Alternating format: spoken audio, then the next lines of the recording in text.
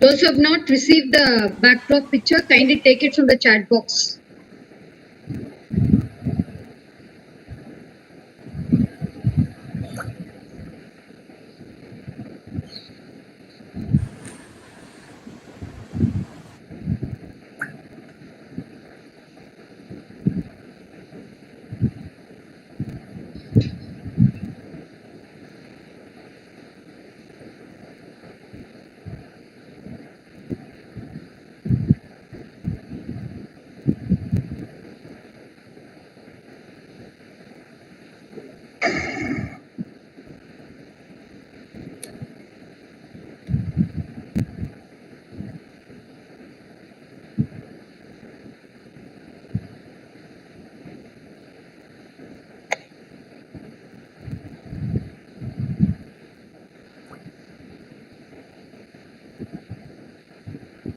Ma'am, please mute.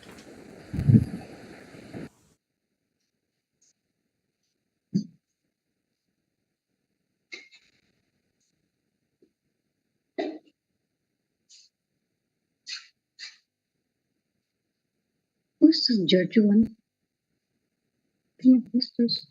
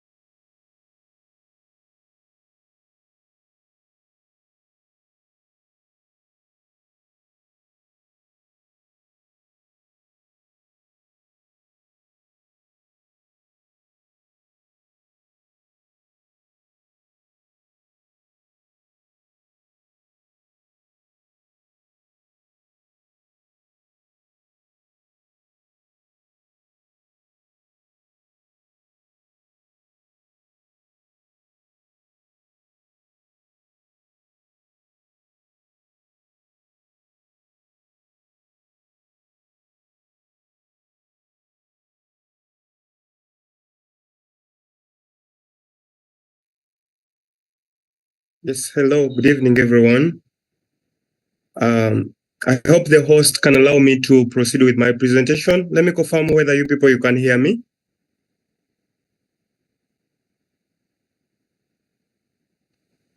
Yes, we can.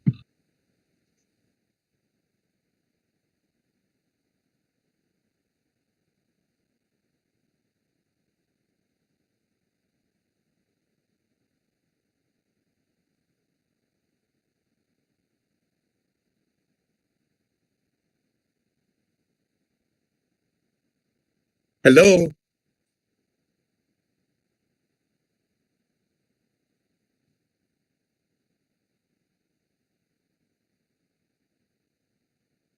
Okay. We will start Hello? the program. We haven't started the program, Mr. Joe. You need to wait for some time. We are waiting for participant to check it. Once the program is started, you will come in your order. Thank you.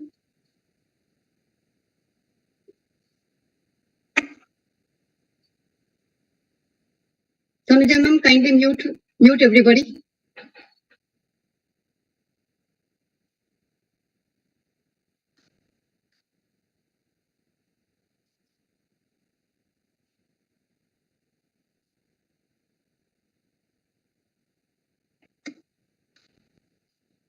Dr. Renuka, have you made me the host?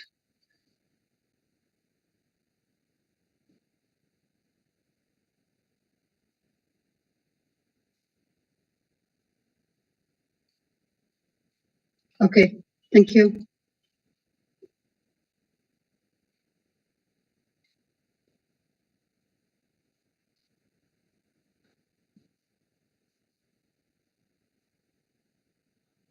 Tanuja ma'am, can you please check whether you are the co-host now?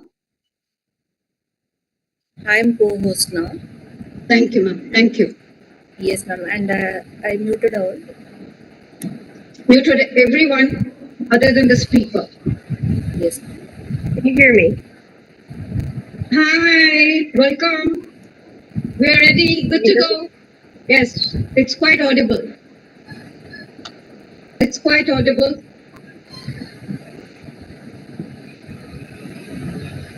Tanuja ma'am? Yeah, you're audible, ma'am. Yeah, you're audible. Yeah. Yes, ma'am. Who's this? Still, we are getting other sounds. I don't know from where.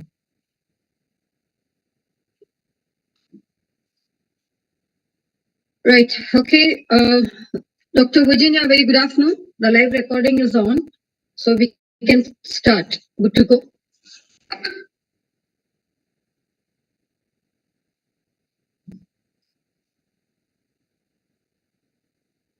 Ajin Dhanush. Dhanush.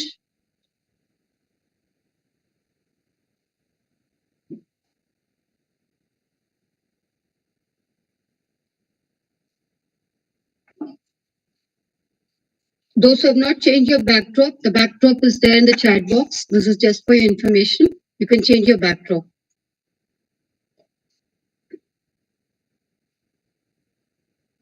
Dhanush, if he's around. Just a minute, ma'am. I'll check it. Niranjan is here. Niranjan is also not there. We want somebody to take pictures and post on the group that we have started. Yes, We're going to start the session. Yeah.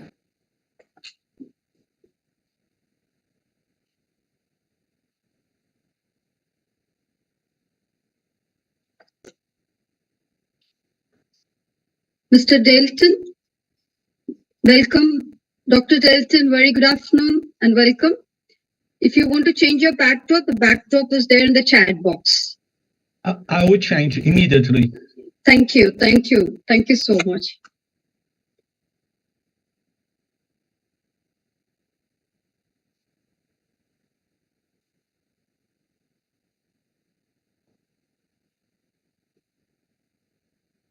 Yeah, Srinidhi is joined.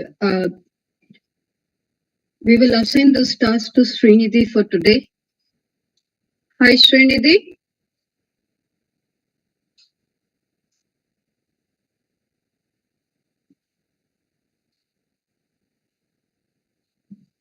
Is also, yeah, Srinidhi is also joined, ma'am. So from my side, yeah, Aijun, you can ask Srinidhi to take pictures and share in the group.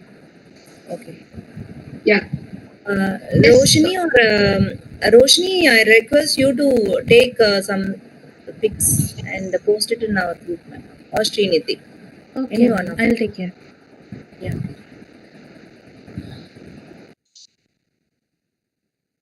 Yes, we are ready to go. Yes, Dr. Virginia, ready?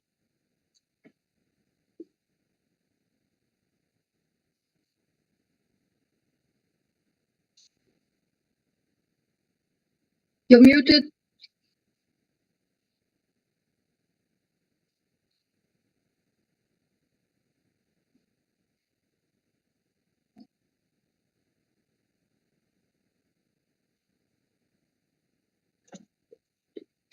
Dr. Virginia, you're muted. Okay. Sorry. Can you hear me now? Yeah, yeah. Okay. So, good morning, good afternoon, and good evening, wherever you are around the globe. We are so happy to have you with us. Today, we embark on a new adventure. This is the G20 Youth Ministry. We want to make sure that you feel comfortable, you're sitting, because what you're going to be hearing in the next few hours is absolutely amazing. The truth is that every student speaker and every expert panelist that you will listen to today talking about what really concerns the world that we live in today is really affecting all of our lives. So sit there, be comfortable. We're in the convenience of your own home because we want to bring the G20 to you. Today, you're going to meet change makers. You're going to meet people that really want to sustain the dream that we all have to live in a world and in a planet that succeeds and that continues to thrive, giving everybody an opportunity. Today, you're going to see our youth unleashed. And I think that is the most exciting thing for me is when I hear these young people really talking about what they want in their future. You see, we, as a generation that has already existed prior to them, we've directed. Now it's their time, it's their turn, and we're here to support and to mentor.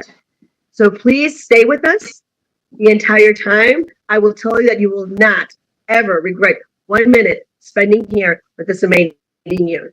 The G20 is an annual international forum that convenes leaders from around the world with the most significant economies and discussing the most economic important challenges that affect the world. This forum provides an exceptional platform for dialogue and then collaboration, and that is what you're going to see here today.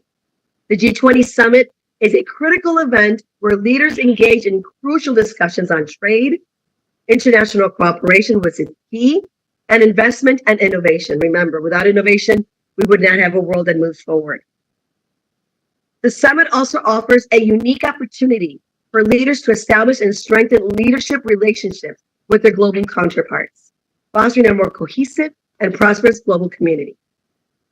The country involved, that's why it's called G20, are Argentina, Australia, Brazil, Canada, China, France, Germany, India, Indonesia, Italy, Japan, Mexico, Republic of Korea, Russia, Saudi Arabia, South Africa, Turkey, United Kingdom, United States, the European Union, represented by the President of the European Commission.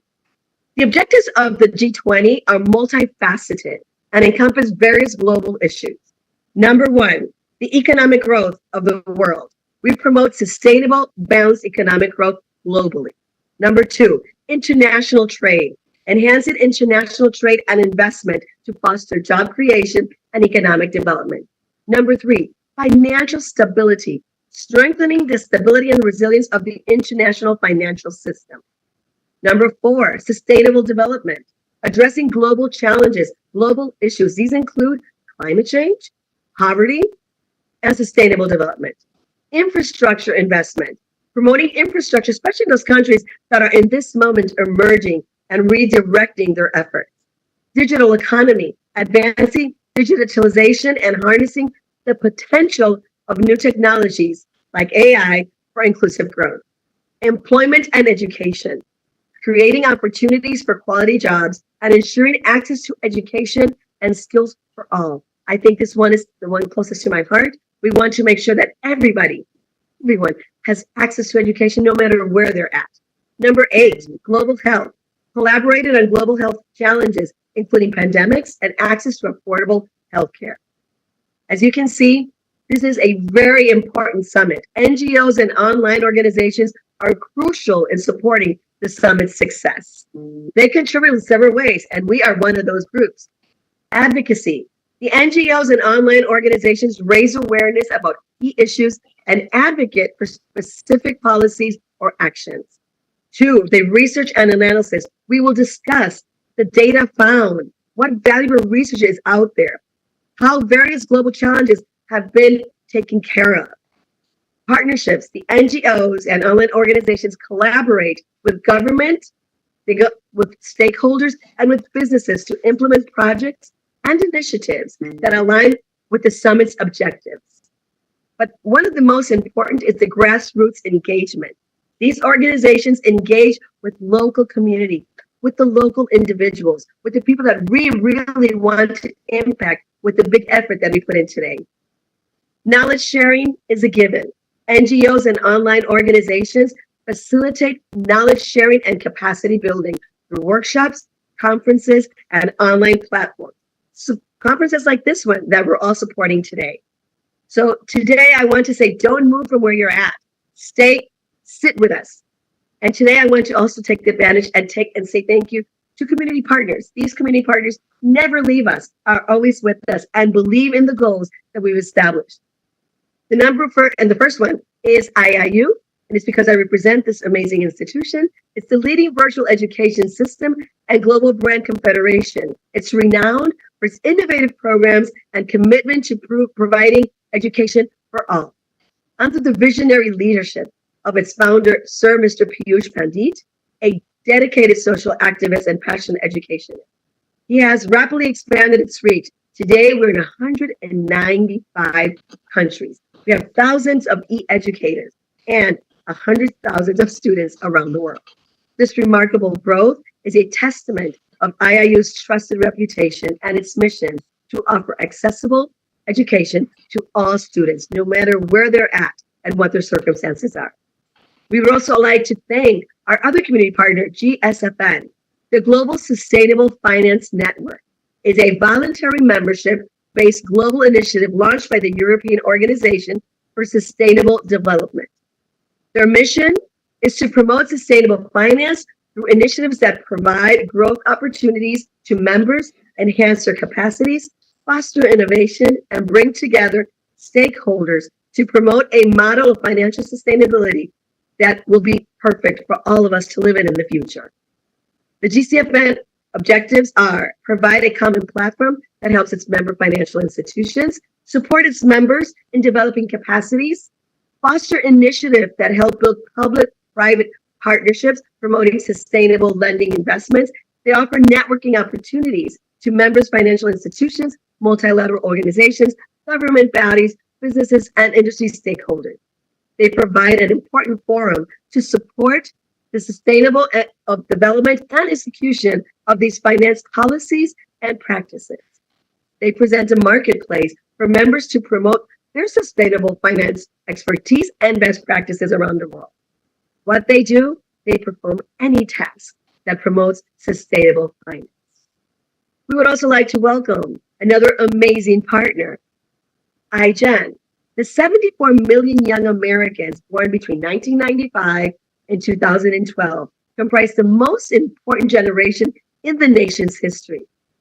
1 out of 4 Americans between the ages of 5 and 23 have been collectively dubbed the iGen generation for the internet generation. Not only has it become the largest social cohort, outnumbering millennials and baby boomers, the iGen generation, or the iGeners, is also the most ethnically diverse generation compared to its predecessor.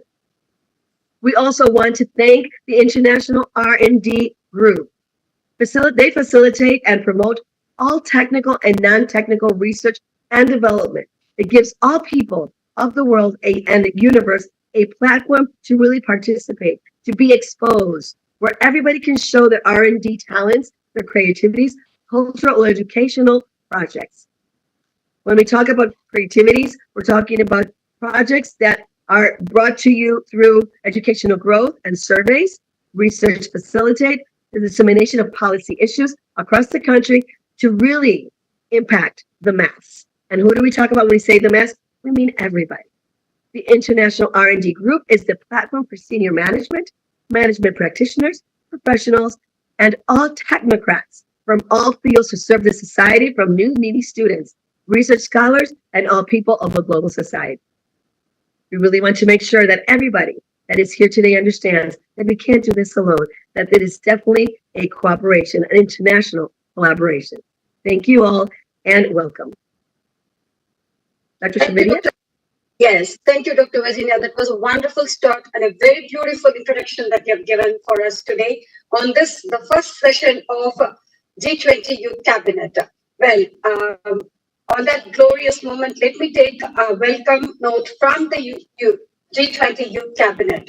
What is this G20 Youth Cabinet is all about and how it has evolved into?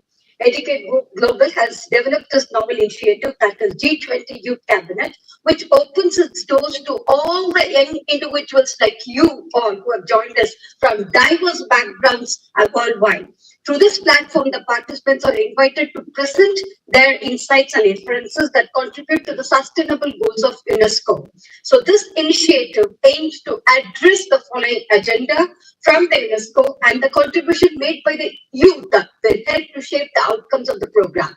So our preamble says that this agenda is a plan for the action of people, planet, and prosperity. As we all know, the 5 Ps of the UNESCO's constituent, and it also seeks to strengthen the universal peace in a larger freedom.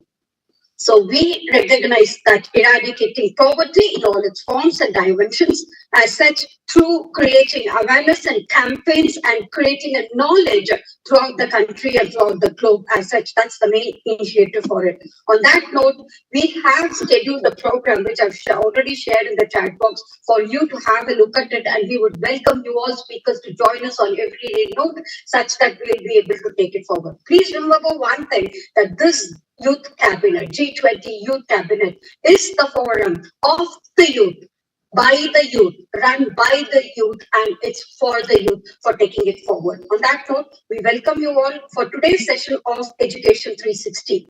As we all know, we have already given the pointers, and with due respect, I would like to call the pointers one more time for everyone to just have an idea of it. The first pointer is towards a more sustainable competence education model for the future. Number 2 is digital financial education strategies, lifelong learning and education policies, getting into school, looking for indicators for integration, reskilling students for future work, bridging the gap between digital skills and employability, and strategies to meet the changing needs and mitigate future inequalities, cooperating the improvement and expansion of tertiary education to make leaving no one left behind is a reality of the education. That's the ultimate of it. And technical and vocational training for the digital age, transforming education towards equitable quality education to achieve SDG 4.0, a social ecosystem model, a new paradigm for all the skill development. On that note, we open the forum to you all for the eminent speakers, for the young crowd who have joined us today on this diaspora. So we will take this opportunity to welcome one and all, and we will go ahead with the session. And we are going ahead with the session by calling the first speaker on board. When it comes to the first speaker on board, may I take the welcome to Mr. Dr. Dalton Ribeiro. Dr. Dalton Ribeiro is the post-PhD law at University and Italy, and he's going to speak on the pointer number 1 towards a more sustainable competence education model for the future. Welcome. Thank you very much. And I'm going to share a PowerPoint.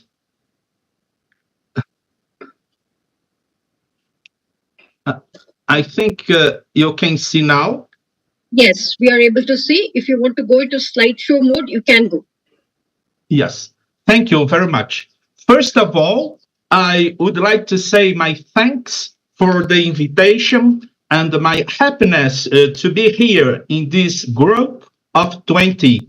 My heartfelt greetings to all the colleagues, organizers. And today, my topic is to talk about towards a more sustainable competence education model for the future. It's difficult in 10 minutes to talk about so important issue, but I will try to say the principal issues. Well, as we see, the rapid evolution of technology and the changing of the landscape of the global economy underscore the need for a more sustainable competence education model to prepare individuals for the future. The sustainable competence education model advocates for a holistic approach, considering not only the skills required for professional success, but also ethical considerations, environmental responsibility, and societal well-being. The Organization for Economic Cooperation and Development, OECD, focuses on various goals to promote a more sustainable and effective competence education model for the future. Here are some key OECD goals related to sustainable education, and I think it's very important to highlight. The first one is for a equitable access. Ensure equal access to quality education for all individuals, regardless of socio-economic background, gender, or geographical location. The next, a very important tool, is a inclusive education. Promote inclusive education that caters to diverse learning needs, abilities, and cultural backgrounds, fostering an environment where every student can thrive. The next, quality learning outcomes. This goal emphasizes the development of holistic competencies, including critical thinking, problem solving, communication, and collaboration skills to prepare students for a rapidly changing world. The next, lifelong learning.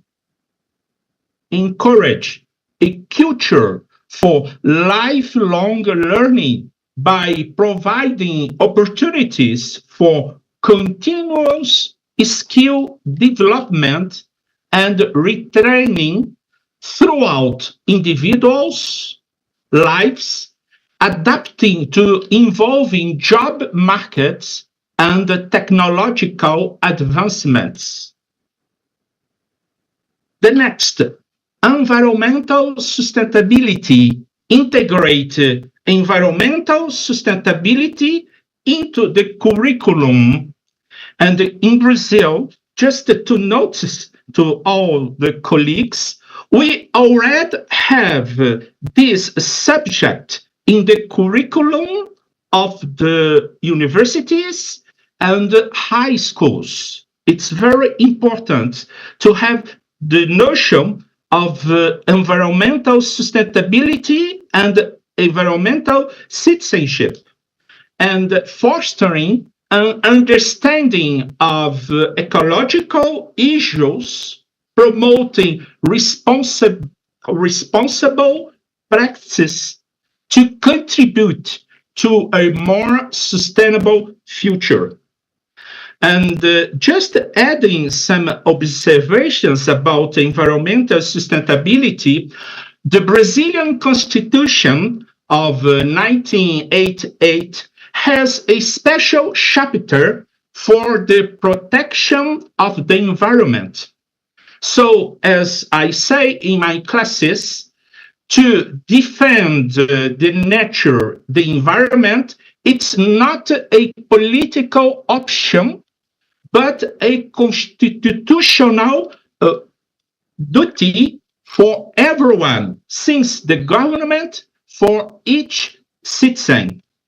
Well, continuing, we have digital literacy that enhance digital literacy skills to ensure that students are well prepared to navigate the digital world, fostering innovation and adaptability in a technology-driven society. Global citizenship. Promote global citizenship education that instills values of intercultural understanding, tolerance, and cooperation, preparing students to be active and responsible global citizens. We have to think local, but to act global. Well, continuing, we also have another goal, which is teacher professional development invest in continuous professional development for educators, ensuring that they are equipped with the necessary skills and the knowledge to effectively teach in a changing educational landscape. Well, we also have innovative teaching methods. We have to encourage the use of innovative and student-centered teaching methods that promote creativity, curiosity, and a love for learning. The next, data informated decision making. Implement data-driven approaches to access the effectiveness of education systems, identifying areas for improvement, and make informed policy decisions. And walking for the conclusions, we also have public-private partnership. That's the key for the future. Foster collaboration between public and the private sectors to leverage resources, expertise, and technology for the benefit of education, creating a more dynamic and responsive system. And by incorporating these objectives into their educational strategies, nations can strive to construct a resilient competency-based education system. Such a system would effectively equip individuals to navigate the forthcoming challenges and seize opportunities in the evolving landscape of the future. Well, thank you very much for your kind attention. Once more, I would like to say my gratitude for the invitation. Thank you so much.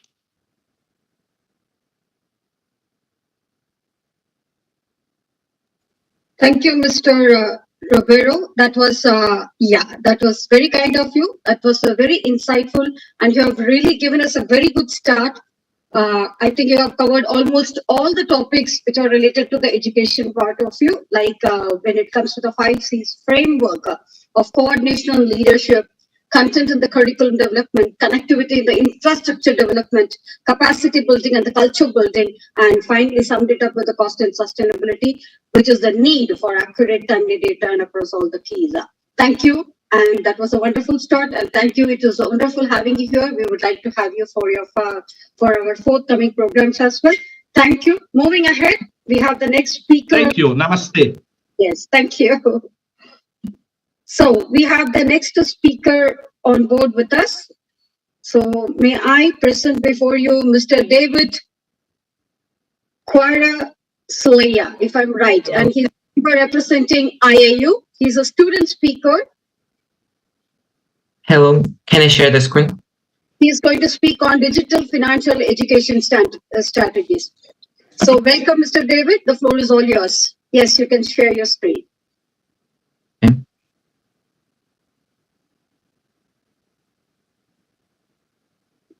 1 minute. Hello once again. Today I will speak about digital financial education strategies. On this presentation, I'm going to talk through different kind of information which can be grouped as different chapters. As you can see, I have 3 chapters and they are digital education, financial education, strategies. Let's start, but before I will introduce myself. My name is David Garatskhalia. I'm from Georgia. I'm studying in the Delichkon Istanbul First Public School of Martui Municipality at 10th grade. My English teacher is older than Elia. Let's start from chapter first, Digital education. What is digital education? Digital learning is defined as any instructional practice that effectively uses technology to strengthen a student's learning experience and encompasses a wide spectrum of tools and practices. So digital education is the innovative use of digital tools and technologies during teaching and learning, and is often referred to as technology-enhanced learning, TEL, or e-learning. What is digital classroom? A digital classroom is a classroom that uses computers and tablets, the internet, and educational software to enhance student learning. The digital classroom is a technology-enabled learning environment where student learning and interaction with the teacher and the person is fully supported through strategic use of information and communication technology, ICT. The digital classroom can be an extension of the physical classroom that provides additional opportunities for collaboration and research. Advantage of digital classroom. Digital classrooms reduce the cost of infrastructure as well as any operational costs. Apart from this, there is the less requirement of textbooks and paper because everything can be done online. This does increase the efficiency of students as well as teachers because there are less things to focus on. What is e-learning? E-learning or electronic learning is a delivery of learning and training through digital resources. Although e-learning is based on formalized learning, it is provided through electronic devices such as computers, tablets, and even cellular phones that are connected to the internet. What does TEL stand for? Technology-enhanced learning, TEL, is the implementation of technology into teaching methods to enhance the learning process. Although TEL can refer to certain analog technologies, it is the digital technologies that predominate and increase every day. It has the potential to other flexible pedagogical approaches by catering for learners regardless of their profile, vocation, or personal circumstances, and encouraging them to become active and engaged learners. Chapter 2. Financial education. What is financial education? Financial education usually involves knowledge, attitude, and responsibility in making financial decisions in order to achieve personal financial independence. Financial education creates the possibility for an individual to be financially literate and financially capable. What is financial literacy? Financial literacy is a cognitive understanding of financial components and skills such as budgeting, investing, borrowing, taxation, and personal financial management. The absence of such skills is referred to as being financially literate. What is financial knowledge? Financial knowledge is the objective mastery of financial definitions, terms, and concepts. Financial skills determine whether an individual can make decisions with the knowledge. For example, a person might know that a credit score of 800 is good, but not know the steps to improve their own credit rating. Benefit of financial literacy. It helps one take control over their money by developing better spending habits. This includes tracking, spending, developing a monthly money routine, and managing monthly expenses. It can also be beneficial in aiding in setting and reaching financial goals. Strong financial knowledge and decision-making skills help people weigh options and make informed choices for their financial situations, such as deciding how and when to save and spend, comparing costs before a big purchase, and planning for retirement or other long-term savings. Chapter 3. Strategies. Digital Learning Strategy 2023. The purpose of the Digital Education Strategy 2023-27 is to identify where digital education has the potential to facilitate the achievement of existing education commitments, and to focus the investment and activity necessary to consolidate and embed digital provision to support these aims. Digital education strategies. As you can see, I have 5 main strategies, and they are student support, enrollment and academic planning, faculty and staff, digital learning design, learning technology. Financial education strategies, and I have 8 main strategies, and they are understanding your audience, identifying educational outcomes, selecting delivery options, choosing learner topics, propose a full curriculum, qualified educators, measurement, ongoing education. Education is a key that unlocks the golden door to freedom. George Washington Carver. Thanks for your attention. Thank you so much, David. Truly, you were so succinct. You brought the right information to really explain what both terms mean and how everything all together will definitely help us in the future. I really like the way you, as a young presenter, so clear, so confident, and definitely you know the information. And I just wanted to Thank you. talk a little bit about the actual information. The digital and financial education play a crucial role in empowering individuals. So I think that early on, we've talked about it again and again, really making our students and our children financially literate from the time that they're very young, including this in any type of education, and really digital education, which is a platform that as IIU we participate in, is making sure that everybody has access to education, no matter where in the globe they are, as long as they have a device and fingertips, they will be able to get education. So thank you again for really bringing this empowering information and really helping us understand that it's not really that difficult, but that it's key for us to continue to move in the world. These are essential skills for the individuals that are going to be in the modern world. So thank you again. Thank you. Thank you. I'm happy to be with you today on this platform. And I really want to say thanks to my English teacher, Isola Danelia, and so much more. Also, I want to say thanks to the Dr. Inga Hartalaban, who invited on this platform. And thank you for this opportunity. And thanks to all of you for your precious time, for your attention. And I'm wishing good luck to all the speakers. And as I mentioned, thank you for your attention. Thank you, David. I want to also thank Dr. Inga because she has prepared these students magnificently. We are always expected to the good things that we're going to get from Georgia. And that is thanks to Dr. Inga. So thank you. And thank you, David. Thank you very much. Thank you. Thank you, David. That was wonderful having you here. Brilliant. And thanks for Dr. Virginia, your inputs. Moving ahead, we are moving to the third pointer of today, welcoming Alokita. Is Miss Alokita Chakraborty here? Alokita Chakraborty, who is a student speaker from Sarvatam International School, who is a member from IIU, representing IIU. Alokita Chakraborty, are you here?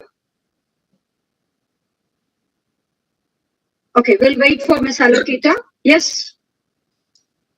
I don't think she's here. She's here, okay.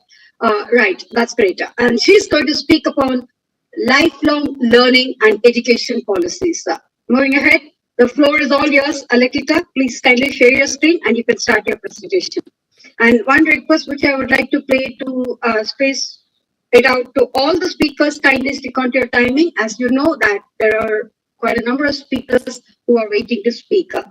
So we welcome Ms. Alokita Chakraborty, who is a student speaker from Sarvatam International School, to present before you all. Alokita, the floor is all yours.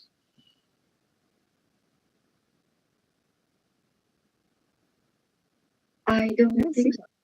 I don't see her. Okay. Meanwhile, we'll welcome the next speaker.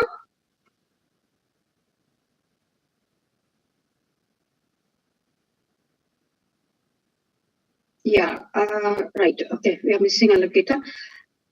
Halson Justin. Do we have Mr. Halson Justin? All these are for pointer 3. I mean, lifelong learning and education policies. Dr. Ambreen Marine Mia. Dr. Ambreen. Do we have Dr. Ambreen here?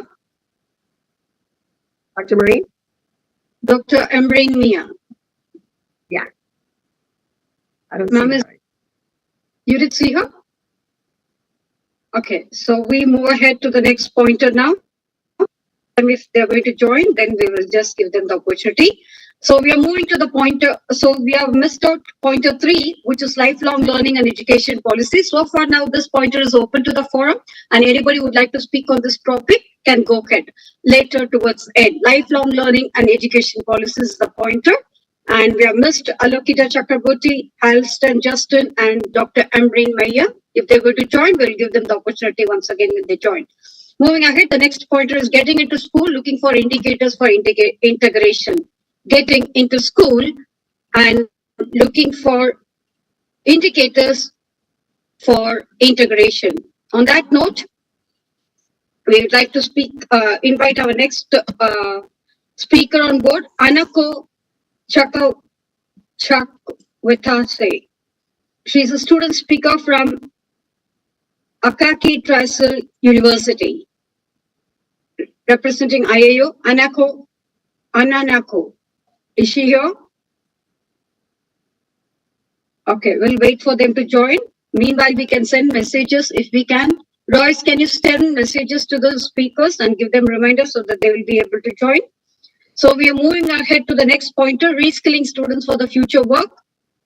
On that note, we would like to present before you Mazareka Godfrey, who is a CEO from the Agency of Rural and Urban Development, member GSFN.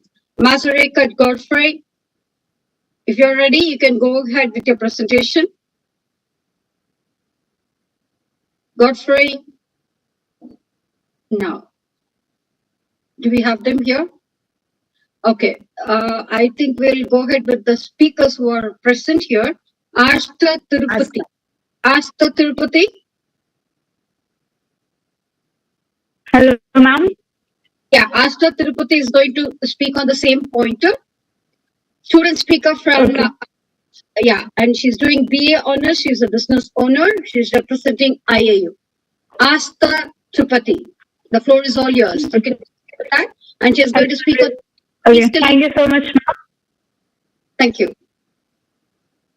Okay. Thank you so much, ma'am. My name is Astha Tripathi, and thank you giving me this opportunity to present my country and my thoughts on this magnificent platform. So my topic is reskilling students for future work. I am sharing my screen now. Wait a minute, ma'am.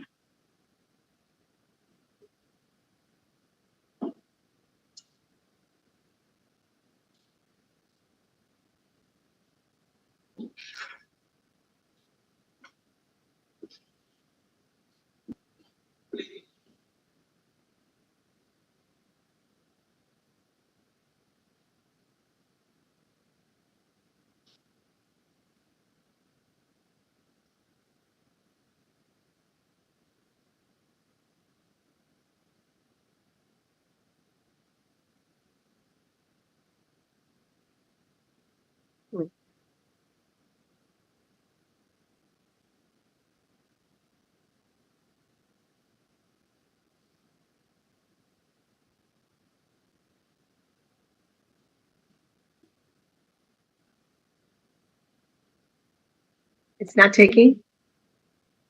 Ma'am, wait a minute, ma'am. I am having some issue. Okay, we'll go ahead with the next speaker and then we can invite you next. Asta, is that okay? Yes, ma'am. It is okay. I will text in the chat box when I am ready. Yes, thank you. So on that note, may we present before you Mazareka Godfrey? Mr. Mazareka Godfrey?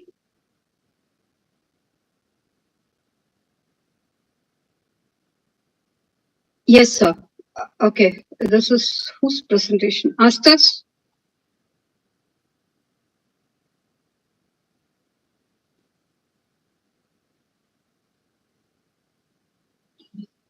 You have to go to your presentation. You're clicking what after sharing screen, you'll have to go to your presentation.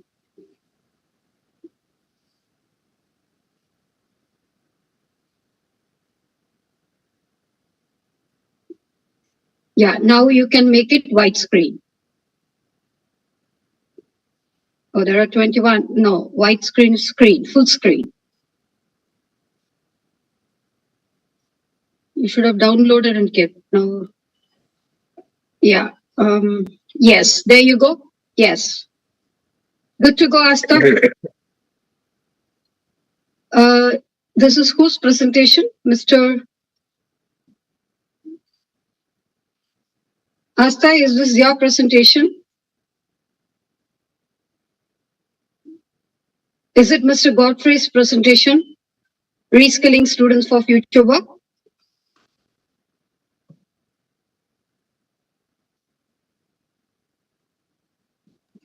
This is Asta's screen. This is we're looking at Asta's screen. Screen, okay. So, Asta, you can go ahead since you started. Asta, do you hear me? Okay, we'll message her in the chat box. Yeah, she may be having some issues. Yeah. Okay.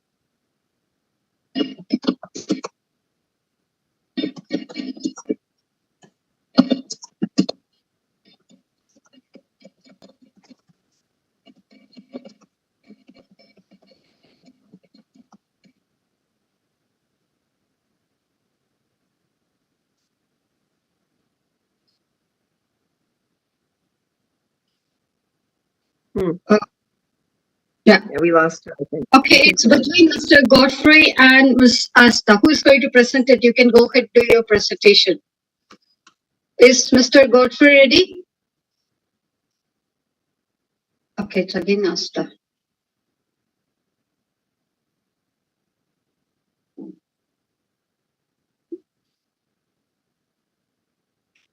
Okay. Right, Mr. Godfrey. Can we go ahead with your presentation, Mr. Godfrey? I saw him somewhere. Yeah, Yeah, he has logged in and maybe he had some problem. he's muted also. He's muted. He's in mute. Unmute only. Okay, can we go ahead with the next pointer? We'll come back to the pointer number 5 later. Pointer number 6 is bridging the gap between digital skills and employability. On that note, may we welcome Malavika M, who is a student speaker from Velamal Vidyalaya representing IGEN. Malavika, who is a student speaker from Velamal Vidyalaya representing IGEN. Malavika, I'm here. please go ahead with your presentation, Malavika. Thank you. Yeah, I'm here. Thank you so much. Yes. Is the slideshow visible? It is quite visible. You can go on to the slideshow mode. Please start your presentation, dear. Thank you.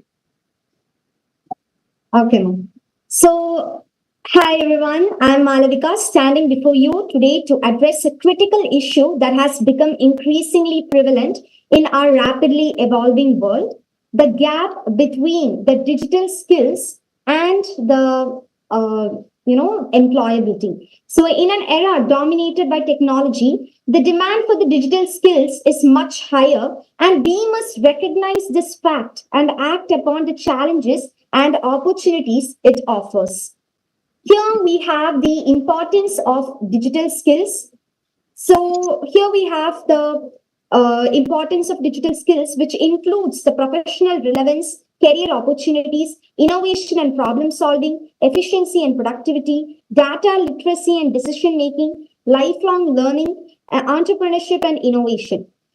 Here, when we see, we have the career opportunities, and here we have career opportunities which encompasses a broad spectrum of professions across diverse industries. So examples include roles in information technology, IT, like software development and data analysis, digital marketing and e-commerce positions, healthcare roles such as nursing and biomedical research, and finance and fintech careers in financial analysis and blockchain development. Next is data literacy and decision making. Here we have the data literacy, which involves the ability to read, understand, and interpret data.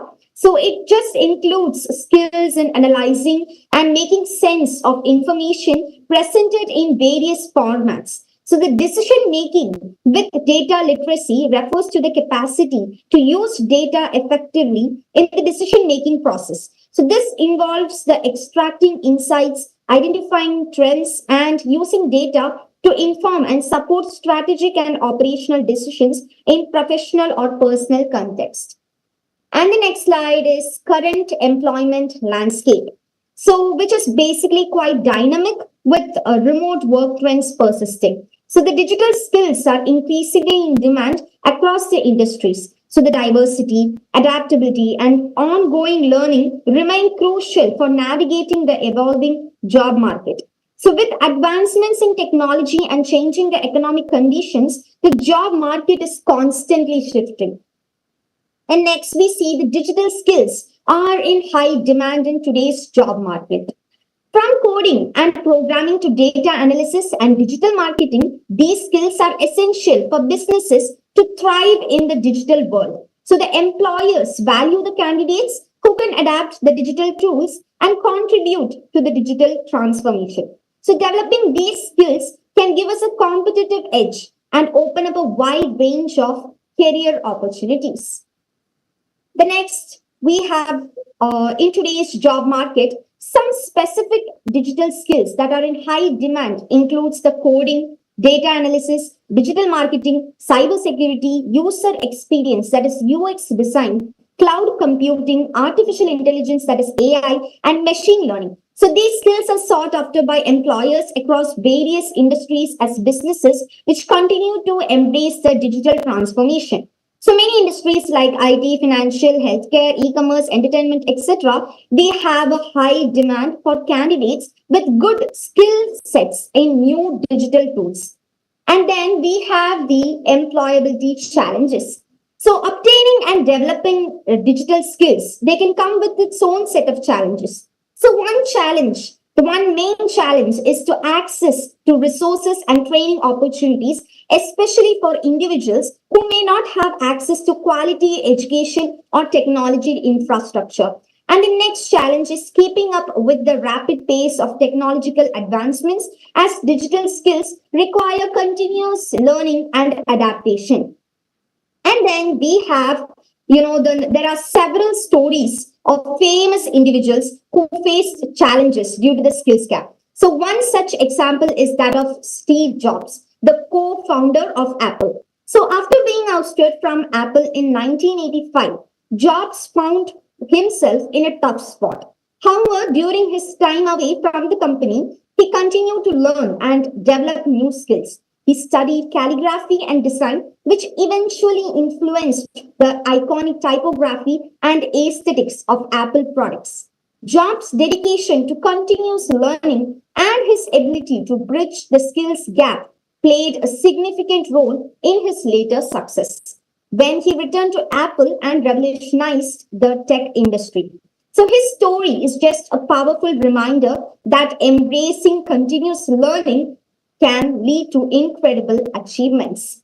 And the next we have is importance of lifelong learning. That is, learning doesn't stop after we finish formal education, but rather it becomes a lifelong journey.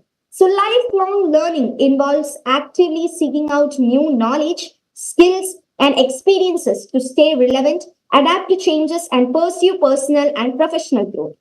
Then last one, call to action. Here we have explore diverse learning paths, commit to lifelong learning, build a professional network, stay adaptable and resilient, embrace practical experiences. Here we have build a professional network or engage in networking.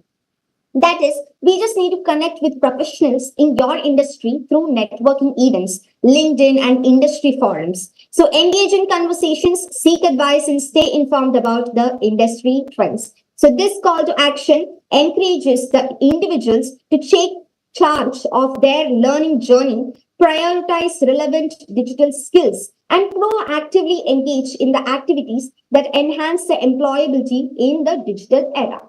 And finally, together, let us build a future where everyone has the digital skills they need to excel in their careers. By taking these actions, we can create a workforce that is not only employable, but also adaptable, innovative, and ready to thrive in the digital era. Thank you, everyone.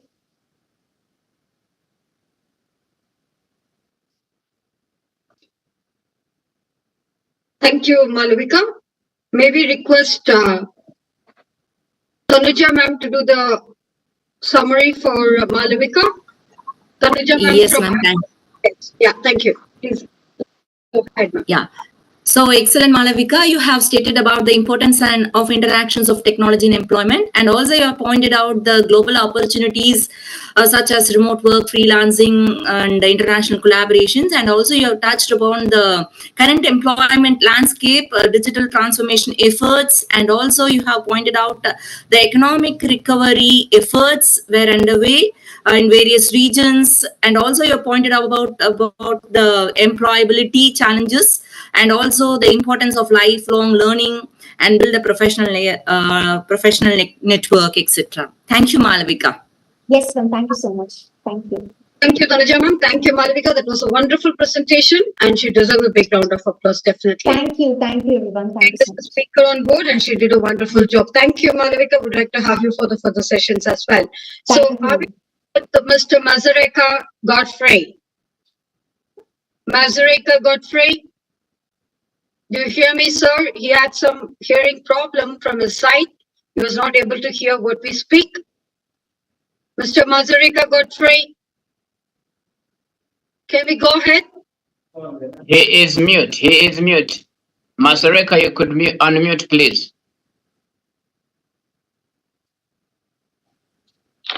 Oh, yes, Mr. Royce. Yeah. Yes, sir. Yes, hello. Welcome, and we would like to have you hear exactly your say on this platform today. Do you have a presentation to present yourself, sir? Okay, madam. You? It's all about reskilling. By definition is this is where workers return to take a new role in their workplace, and how can students prepare themselves for a better future? One, develop their skills to make school targets, then to learn about the industry, then to establish clear objectives, then to assess the career readiness. Then the importance of reskilling. The importance of skilling, we have the evolve employees and evaluate existing training tools, then research training opportunities, then create your program internally, then monitor progress and adjustment. Then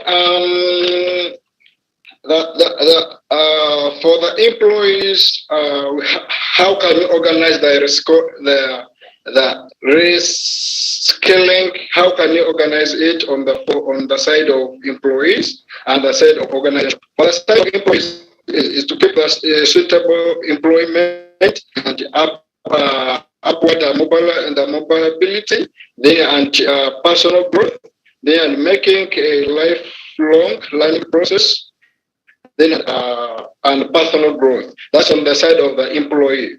Then on the side of organization is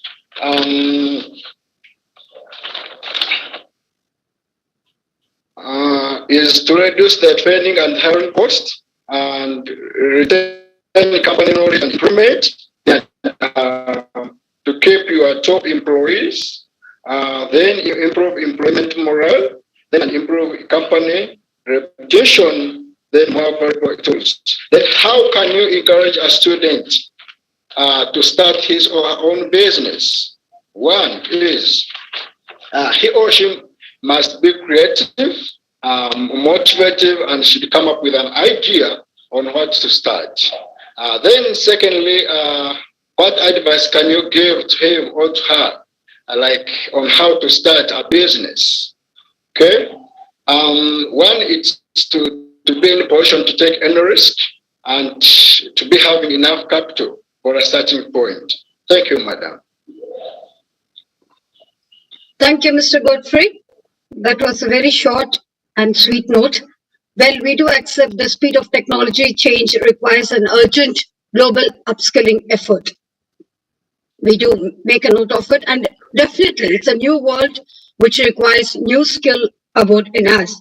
And what is say, nothing remains permanent in the world as such, only change. So we need to change, we need to upgrade ourselves to meet the requirement of future of work 4.0. On that note, thank you so much. We would like to thank Mr. Godfrey. Moving ahead, we would like to welcome our next speaker on board. Hope Ms. Asta is ready. Ms. Asta, would you like to go ahead now? Yes, ma'am. You try presenting it. Have you downloaded the presentation, Yeah, Ms. okay. Asta? Yeah, I have downloaded the presentation. I will now go. Thank you so much, ma'am. So Ms. Asta is here along with Mr. Godfrey to present the topic before us, reskilling students for future work. Please go ahead with your presentation, Ms. Asta. The floor is all yours. Okay, ma'am.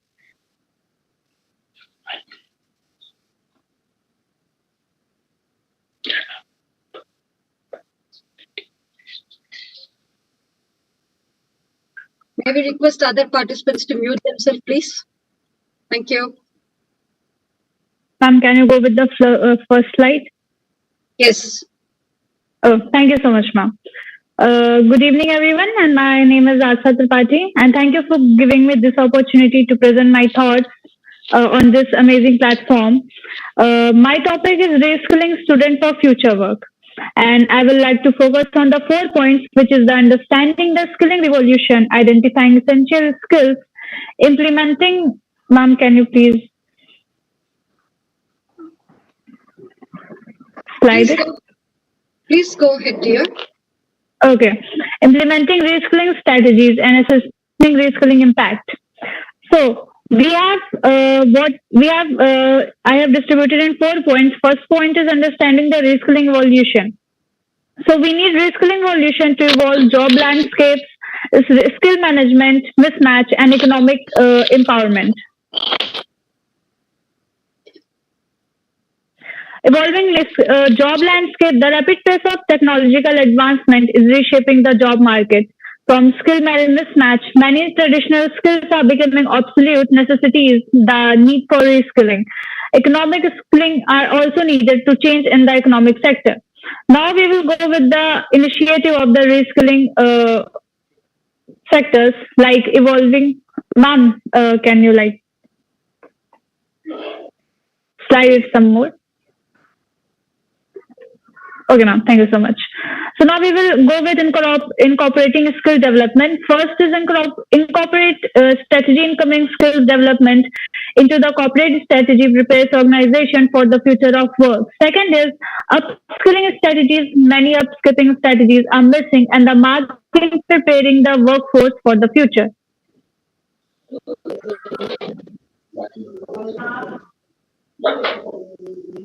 Meeting the reskilling demands. Next topic is meeting the reskilling demands. Can you please slide it? Oh, thank you so much, ma'am. First is expecting offers reskilling and upskilling were exact to be offered to just over 70% of employees by 2025. Challenges and opportunities. The future of work arrives early, demanding reskilling to meet the evolving job landscape.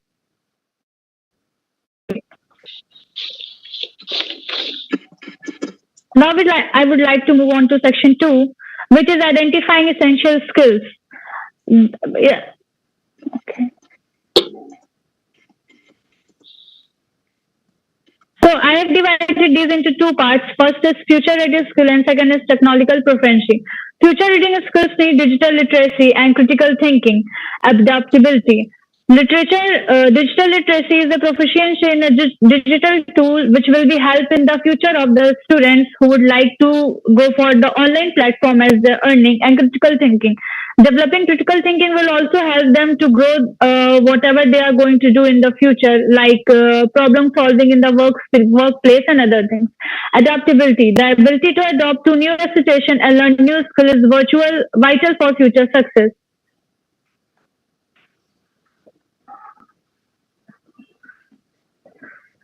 Ma'am, please, next slide.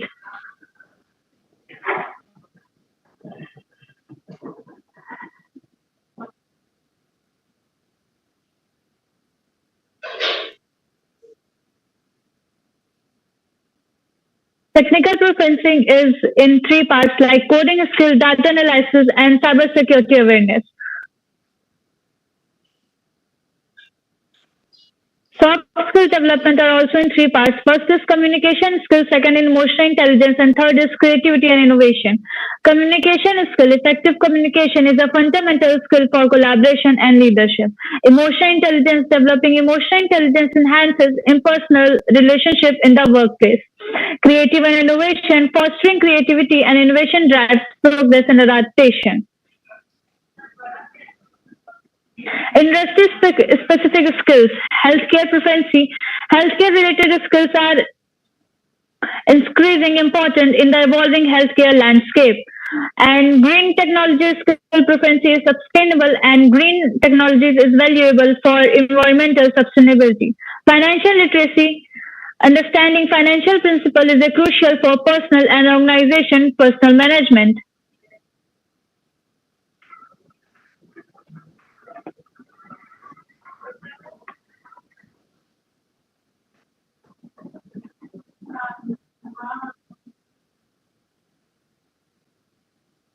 Now I would like to go on the second topic is educational partnership. Industry collaboration, partnering with industries can provide insights into the skill needed for the future work.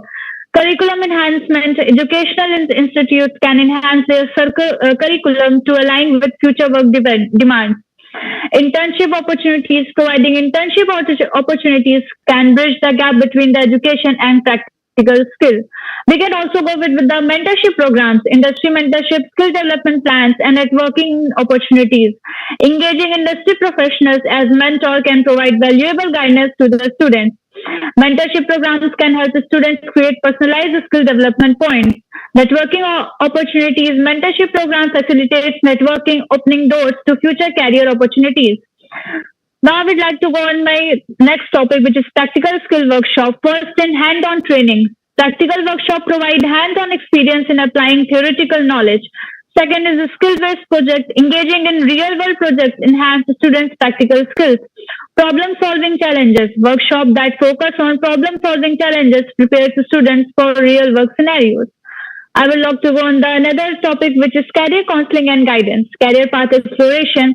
Counseling helps the students explore various career paths aligned with their skills and interests.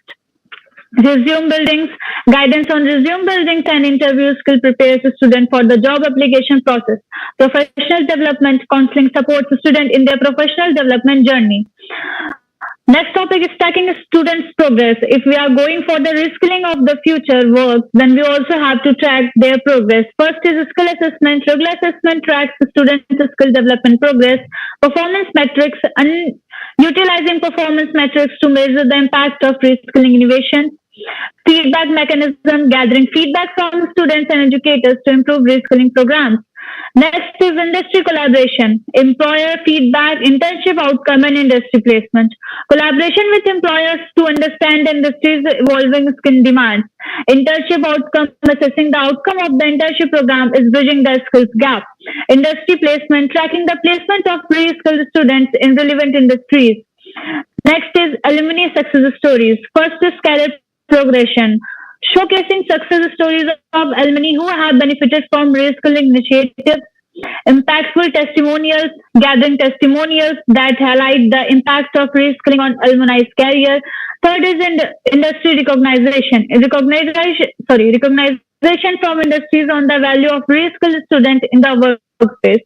Currently, Indian government is also working on these reskilling programs for the future, which is Sasaktikaran Karikaram. This is an umbrella scheme with following components: non-sub schemes, namely like Nehru Yuva Kendra, National Youth Corps, and many more. Thank you so much for giving me your time and this wonderful platform to share my thoughts. And sorry for the. Thank you, Asta. That was a very network issue. And definitely, as you have rightly. Thank you so much, ma'am. Welcome. And despite all odds, you did a wonderful job. And few input. Thank you so much, ma'am. Is that upskilling? By upskilling, we mean to give our employees opportunities to gain knowledge, tools, and the ability need to advance in ever-changing technologies in the workplace and the daily lifestyle. Well, we will definitely make a note of what you mentioned, that everyone has to learn to code, but many will need to understand and manage artificial intelligence, data analytics and anomalies also, and autonomous vehicles and other technologies that we can't get predict because in a ever-changing community and the global requirements that are required. So this is the workforce 0.0 that Asta has presented before us today. So on that note, we would like to welcome Ms. Mariam is around because she's going to speak on the same topic. Ms. Mariam Luziaveli. Ms. Mariam, would you like to go next? Is Ms. Mariam here? No, she's not joined in. I think she will come some other time. Or okay. So moving on to the next pointer, or the previous pointer we missed. That is pointer number 4. Getting into school, looking for indicators for integration. We have Ananako Chakovich, speaker, Anando Chakovich. Yes, hello. Representing IAU. Yes. Okay, I will share my screen right now. Excuse me, Mr. Ananu, just give me a second. Mr. Masareka, I would really appreciate if you can mute yourself, please. Can you take the help of ma'am to mute him, please.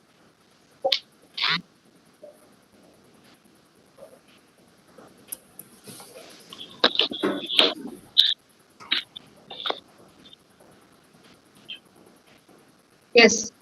Okay, Miss. Thank you, ma'am. Can I? Yes, you can. Please go ahead with your presentation.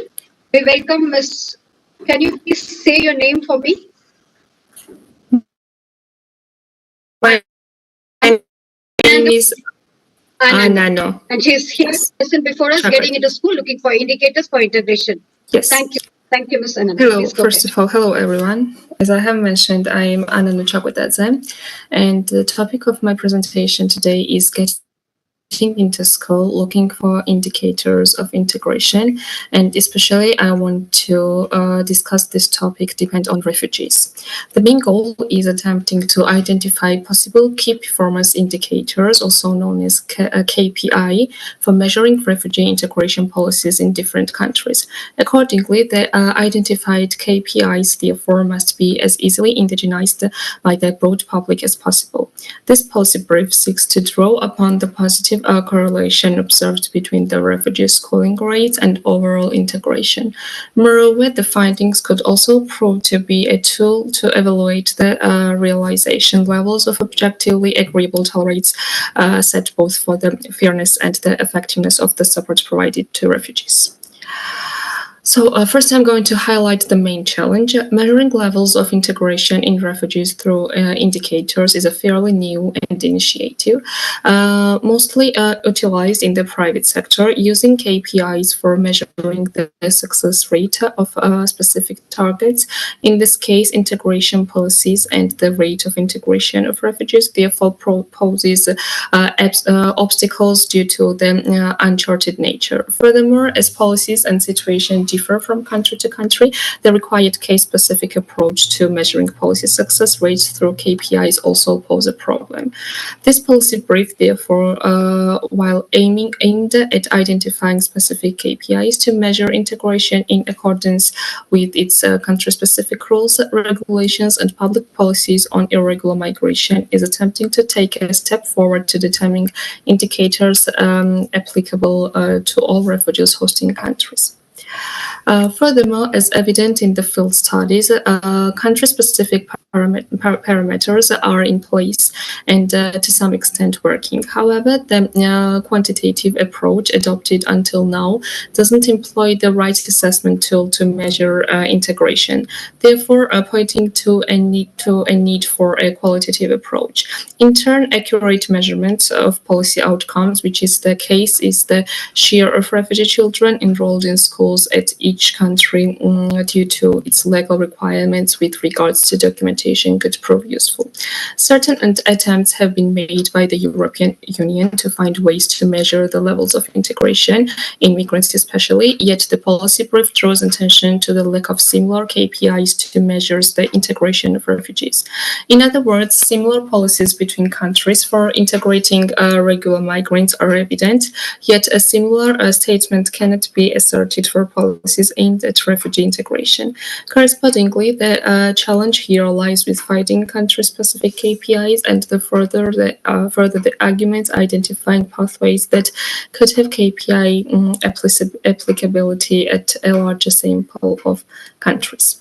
So there are some statistics, and according to Global Issues report, there are over 190 million migrants in the world, and approximately 65.6 million of whom are considered forcibly displaced or refugees.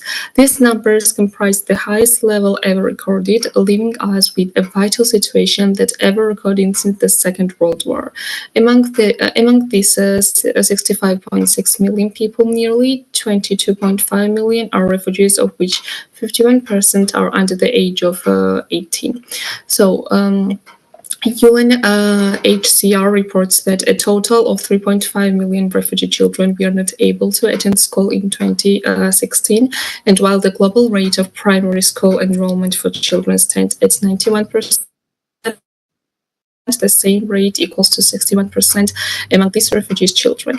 When evaluating secondary school enrollment, the rate is only 23% for refugee children, while it is 84% globally. So these low rates of enrollment for refugee children in both primary and secondary school are bound to produce negative effects and hinder the success of integration policies. To further the objective, we recommend focusing on policy outcomes that are effectively measurable rather than inputs to make accurate assessments on the performance of refugee integration policies. Keeping this in mind, it's important to note that the targeted discovery of a link between KPIs and the fairness and effectiveness measures must be carried out separately. Similar to an academic study, this would allow for the documentation of policy outcome measures that are fair and effective and provide a platform for discussing national progress annually. This would obviously constitute the second phase after estimating and agreeing on a particular group of KPIs. The primary suggestion of a KPI is the share of refugee children enrolled in schools at each country. The reason behind this lies with the obligatory legal processes. For example, in Turkey, the enrollment rate of Syrian tends to be lower in the secondary education level compared to the first two levels. Anecdotal evidence suggests that there is a negative correlation between children dropping out from school and finding employment to survive. In this regard, advocacy for vocational high schools could act as an attraction for skill development accepted to enter the labor market. By following this path, estimates can be carried out for every refugee hosting country and create a tool for measuring effectiveness. To elaborate, the reasons why a KPI for schooling is suggested depends heavily on the complicated processes the children have to go through in order to enroll in these schools. As mentioned before, children are required to have legal identity cards and a permanent address. And in turn, aside from measuring direct outcomes, these requirements could be also utilized as a tool for the overall measurement of the resettlement of refugees in host countries. It's true that refugees were on the move before, but now the child and his or her family need to have a permanent address just like the locals and to be enrolled and attend school. So it's also important to note the willingness to find KPIs that are applicable to a group of refugee hosting countries as well. Correspondingly, there have been documents published aimed at tackling the same issue, measurability of integration. Accordingly, reports such as the Council of European document titled Measurements and Indicators of Integration, or a more recent study by Eurostat titled Indicators of Immigrant Integration, are leading the way in taking on how to accurately measure levels of integration.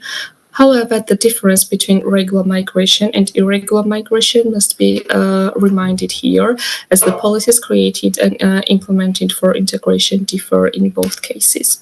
So, as a result, below there is a list of integration indicators that may be considered as KPIs. First one is employment, which includes employment or unemployment rates. The second one is education, which includes highest educational attainments like share of population, this territory, secondary and primary or less than primary education, share of low achieving 15-year-olds in reading, mathematics, and science, and so on. The third one is social inclusion, which means median net income comparison at risk of poverty rate of poverty owners to non-poverty owners among immigrants and the total population. And fourth one is active citizenship, which means a share of immigrants that have acquired citizenship, share of immigrants holding permanent or long-term residence permits, and share of immigrants among elected representatives. So going back to the main argument, the proposed framework on using enrollment in schools as a KPI is more viable and achievable than focusing on a comparison of income flows of refugees and locals. In the context of schooling, benefits and cost comparisons would also be easier to undertake. In other words, cost of enrolling one refugee child in a school could be assessed much easier. The question then becomes, could a KPI on schooling be utilized in denoting the effective integration of refugee families? At this stage, the process of registration in school documents to do so, as well as the analysis of the process, is of vital importance. I hope you enjoyed my presentation. Thank you for your attention.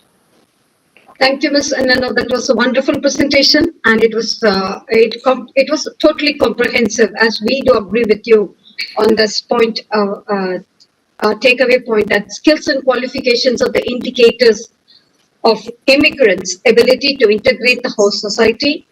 And as you rightly mentioned, employment is often considered to be the single most important indicator of this kind of integration. That is what is required. So we will together place a request for all the schools and the universities and the education institutions today that integrated schools to bring in children, staff, and the governors from all religious and cultural backgrounds and traditions within the single school community where they celebrate diversity and inclusivity, such that we will be able to take it forward. Thank you so much. That was a wonderful presentation. Would love to have you. We are really proud of having you here today with us today. Thank you so much for the meeting. That was wonderful. Yes, definitely. I'm so happy to see the youth leaders taking the lead forward. As such, like it's really going very well. That's what I mean. Thanks. So moving ahead, may I take this opportunity to welcome our next speaker on board. May I present for the next pointer? We are moving ahead with the next pointer, though we had two speakers who were left out, with Shashank Kumar, social media manager, who was supposed to present the same topic with us, and Roshni J, a student speaker from IGEN.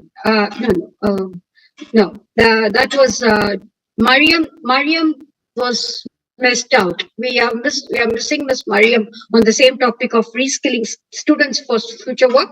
Moving ahead, bridging the gap between digital skills, we had Ms. Malavika present before us, and we are missing Roshni.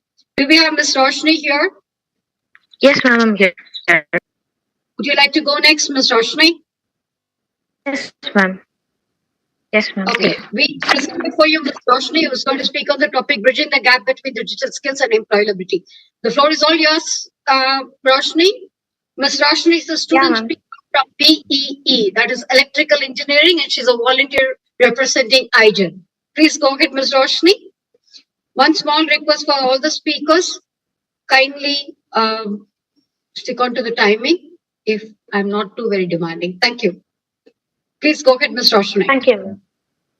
Thank you, ma'am. Tanuja, ma'am, can you please present the screen, ma'am? Yeah. And Madam Tanuja will do the summary for Ms. Roshni. Thank you. Thank you. So, a warm welcome to all the aspiring people of G20 here. This is me, Roshni, from Sri Sai Ram Engineering College, Chennai, Tamil Nadu, India. And my pointer is bridging the gap between digital skills and employability. So come on, guys, let's explore the impact of technology on the society. So next slide, please, ma'am.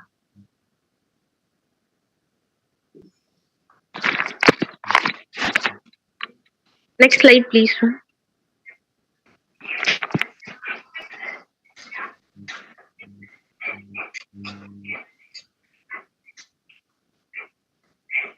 Introduction. The digital age and its context. The world we live in today is fundamentally different from even a few decades ago.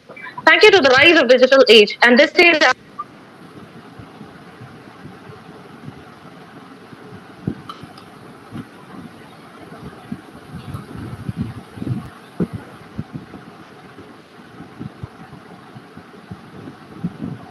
Hello. Am I audible now, ma'am? You are. Please go ahead, Ms. Roshni. Sorry, ma'am. Actually, I'm having lots of technical issues and network issues, so that's why I was not able to audible. Ma'am, can you please go to the second slide, ma'am? Yeah. I think The previous one. Yeah, please proceed. Yeah, ma'am, your screen is visible. Just go to the previous one, ma'am. So now let's go to the history of digital age, that is the key chronology. So the first stage is early foundation, which happened between the 1940s to 1960s, and in this age only we were just aware about the development of computers and all. And the next stage is rise of computing, which happened between 1970s to 1980s. And the third stage is the internet revolution, where the need of internet was slightly encouraged by the people, and which happened between 1990s to 2000s. And the final stage is Web 2.0 and beyond, which happened from 2010 to now. So nowadays, internet has been very important thing, and without internet, we cannot do anything else. So next slide, please, ma'am. Yeah, I've shared. Yeah. So next slide is.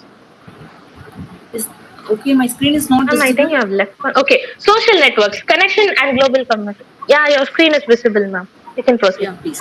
The next thing is social networks, connection and global community. So we know about what is social networks, what are social media platforms, and however it is being used. But then how it is being used for connecting individuals and building a global community. Coming up to the point of connecting individuals, it has been very helpful in bringing up physical barriers, reuniting old friends and family, expanding social circles, and also in the point of building a global community, it has helped us in sharing information and news, mobilizing social movements, promoting cultural exchange. Next slide, please. Yeah, I have changed, please. Okay.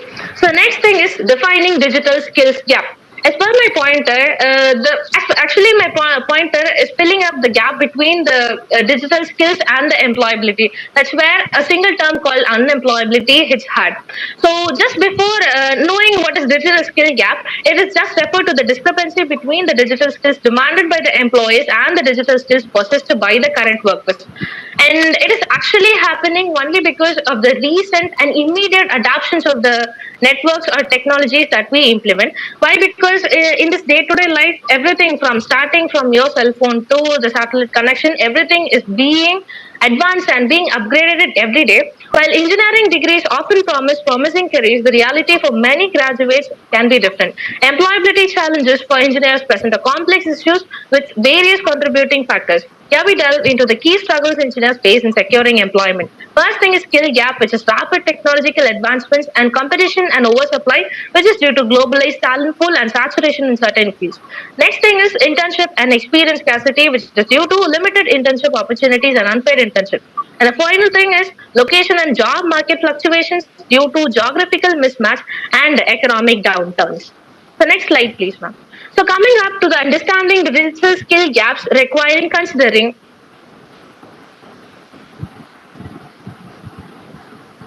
I think slide is not changed. Okay. Yeah. Next one, ma'am. Now this. Yeah. Next one. Yeah, the same one. Stay back in the 6th slide, ma'am. Now it is visible for you. 6th slide. Okay, yes, ma'am, it's visible. So coming up to the understanding the digital skills gap requires considering the specific skills in demand. Why? Because in this technological market, everything is being demanded immediately. So just only by knowing C or Python basics and all, we cannot run the updated applications and all. So we must know about what kind of specific skills are in the demanded process and the reason for gap between the digital skills and the employability, and then how come consequences can happen due to these gaps and all. So how come tackling the digital skill gap requires a multi-pronged approach, the upskilling and reskilling initiatives. You're frequently changing. Upskilling and reskilling initiatives, inclusive access to technology, and more things. Next slide, please, ma'am. I think your network is very slow. That is why. Here's how. Yeah, ma'am, I'm having lots of network. Yeah, you can proceed. Here's how digital education can contribute. Accessibility and flexibility. Why? Because we can access it from anywhere and from everywhere. So for an example, we people from different states, from different countries are here in a single platform just because of the online platforms. And also there are lots of network issues like how I'm facing now. Next thing is upskilling and reskilling. Another thing is relevance and practical application and scalability and cost effectiveness. Next slide, please. So still now I've been encouraging the positives and pros of the technological improvements and all. But then there are three ethical challenges in technology. The first thing is algorithmic basis. So we all know about threats like cyber threats, hacking, facial recognition, and thumbprint impressions and all. By these kind of untrained algorithms and all, we are facing lots of law and criminal issues and all.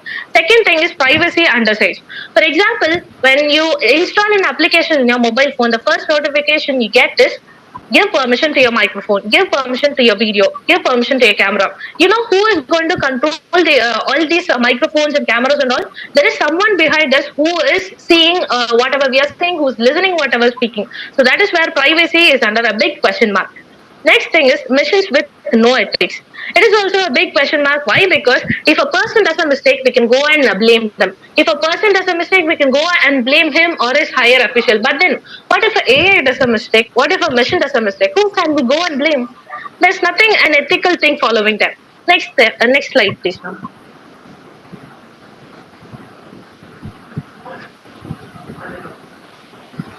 Please proceed.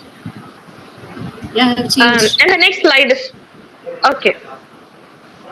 The next slide is conclusion. Towards a sustainable future in digital age. Next slide, please, ma'am. In a world driven by technology, literacy is no longer enough. We need digital fluency. This is said by David Bartlett. While traditional literacy remains crucial, navigating the intricacies of technology remains more. Digital fluency encompasses not just by using tools, but critically thinking, solving problems online, collaborating effectively, and continuously adapting in a rapidly evolving digital landscape. This fluency empowers individuals to access information, connect with others, and actively participate in the digital age, opening doors to opportunities and fostering inclusivity in our technology-driven world. So I hope all these insights might be helpful and informative to everyone. Sorry for all the connective issues that I had. Thank you so much for giving me this awful opportunity. Thank you all. Thank you, Roshni. That was a very powerful presentation indeed. Beautiful, and it was a brilliant. May we request Dr. Tanuja to do the summary for Ms. Roshni, please. Thank you. Yes, ma'am. Very well presented, Roshni. You have started with the history of digital age, key chronology, and also she emphasized on the social networks, connections, and global community, connecting individuals and building a global community in the sense.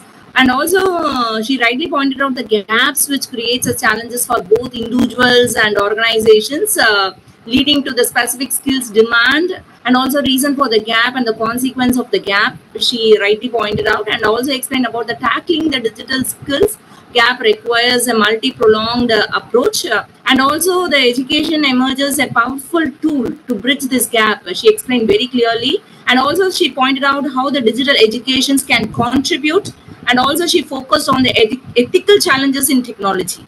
And she also rightly pointed out in the skills in demand too, that is digital skills employers seek, etc., etc. And she also concluded with towards a sustainable future for these digital gaps. Excellent, Roshni. Thank you, ma'am. Thank you, Dr. Tanuja, and thank you, Ms. Roshni. Thanks for that wonderful presentation. Yes, may I bring to the notice or to the attention of the audience and the people who have joined us today. Pointer number 3, lifelong learning and education policies. We have not touched the pointer. We are leaving it open to the forum. Anybody can address this towards the end. Lifelong learning and education policies. We were supposed to have joined by Alokita Chakraborty, Alston Justin, and Dr. Ambreen Mia. If we can message to those speakers and request them to join on board, they'll be able to present.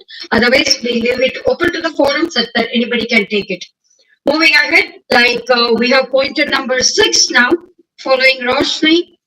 If we have Mr. Shashank Kumar Singh, who have joined us on the platform, he can present for the same thing, same pointer, bridging the gap between digital skills and employability. Mr. Shashank Kumar, if you're there. So this is for Mr. Royce to send messages to these speakers who have not joined us. Ms. Andrea, student speaker, for the pointer 6, bridging the gap between digital skills and employability. Mr. Shashank Kumar Singh for the same pointer, bridging the gap between digital skills and employability. Moving ahead to the next pointer, cooperating on the improvement and the expansion of tighter education. I repeat the pointer once again, cooperating on the improvement and the expansion of the tighter education. We do present before you Ms. Srinidhi. Ms. Srinidhi, speaker from Velamal Vidyalaya. Hope Ms. Srinidhi is ready. Ms. Srinidhi, are you good to go? Yes, ma'am. Yes. Ms. Srinidhi from IGEN, please go ahead. By the time, Shall I present? Yes. May I request that by the time you're ready, I'm going to just leave the next pointer for the speakers to get ready. Next will be followed by the pointer to make leaving no one behind a reality in education. So speakers who are going to address this topic can be ready. Yes, Srinidhi, the floor is all yours. Please go ahead with your presentation. So we present before you Ms. Srinidhi, who is going to present on the topic cooperating on the improvement and expansion of tighter education. Thank you, ma'am. Greetings to everyone present here in this auspicious day of G20 Youth Cabinet. From IGEN Young Green Innovators Army. Today, I would like to talk about cooperating on the improvement and expansion of tertiary education. I'm also a student coordinator in IGEN. Now, let's start with the table of contents. First, we have introduction, and then importance of tertiary education, and then followed by we have fact, and then schemes for tertiary education, and a small tip for cooperating to our contribution in this. In today's rapidly evolving world, the importance of tertiary education cannot be overstated. It serves as the bedrock of progress, innovation, and societal advancement. However, as we strive for excellence in education, we must acknowledge the challenges that lie ahead. Limited resources, outdated infrastructure, and unequal access to quality education are few of the obstacles that hinder in our collective growth. Yet, in the face of these challenges, there exists a powerful solution, which is cooperation. What is the importance of tertiary education?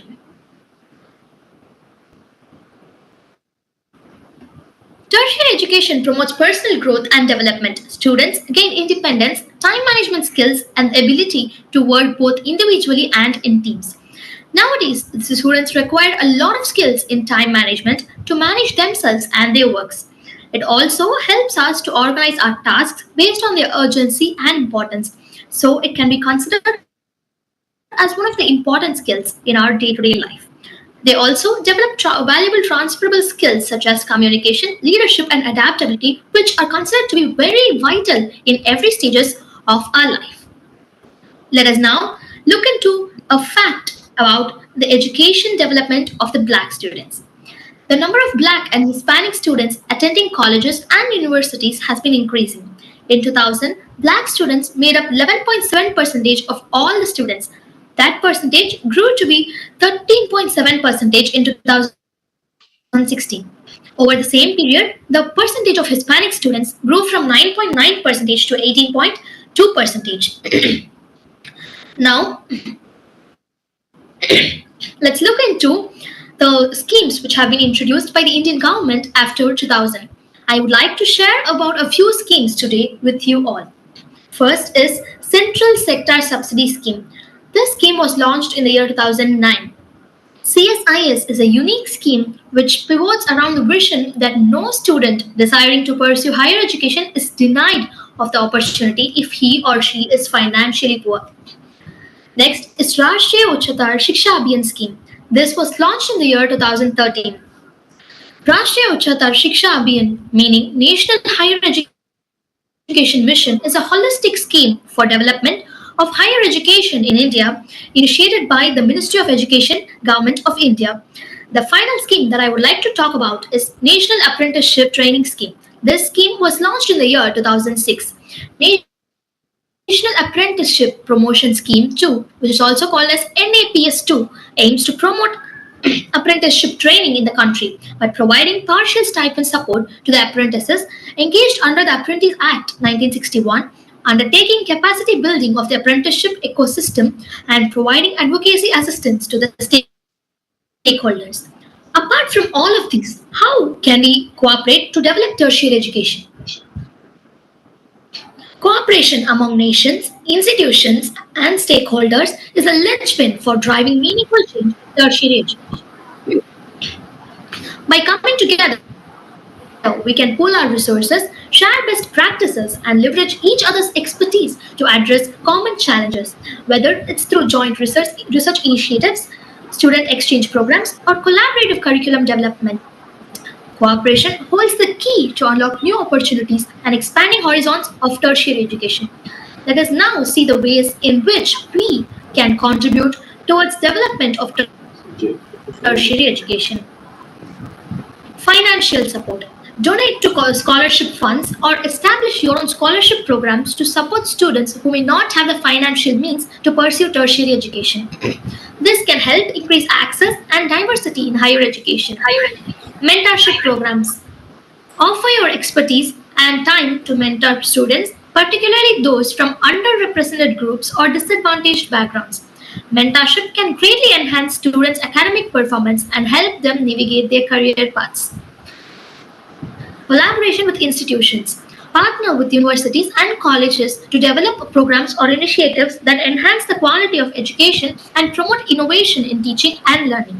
This could involve providing funding for research projects, supporting faculty development, or offering internships and work study opportunities for students. Technology integration.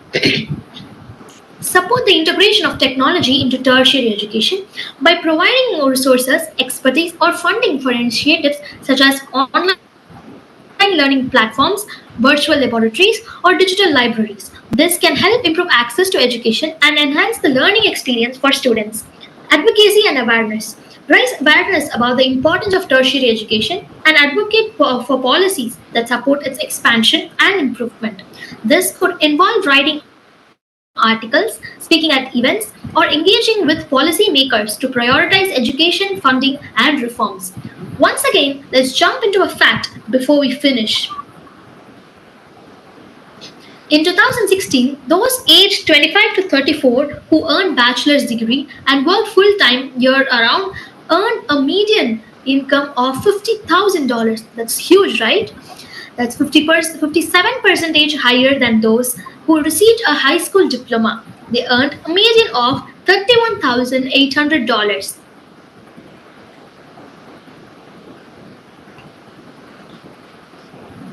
Gratitude is the spark that lights a fire of joy in your soul. Hereby, I thank all the people who have supported me and guided me throughout the preparation for G20 Youth Cabinet.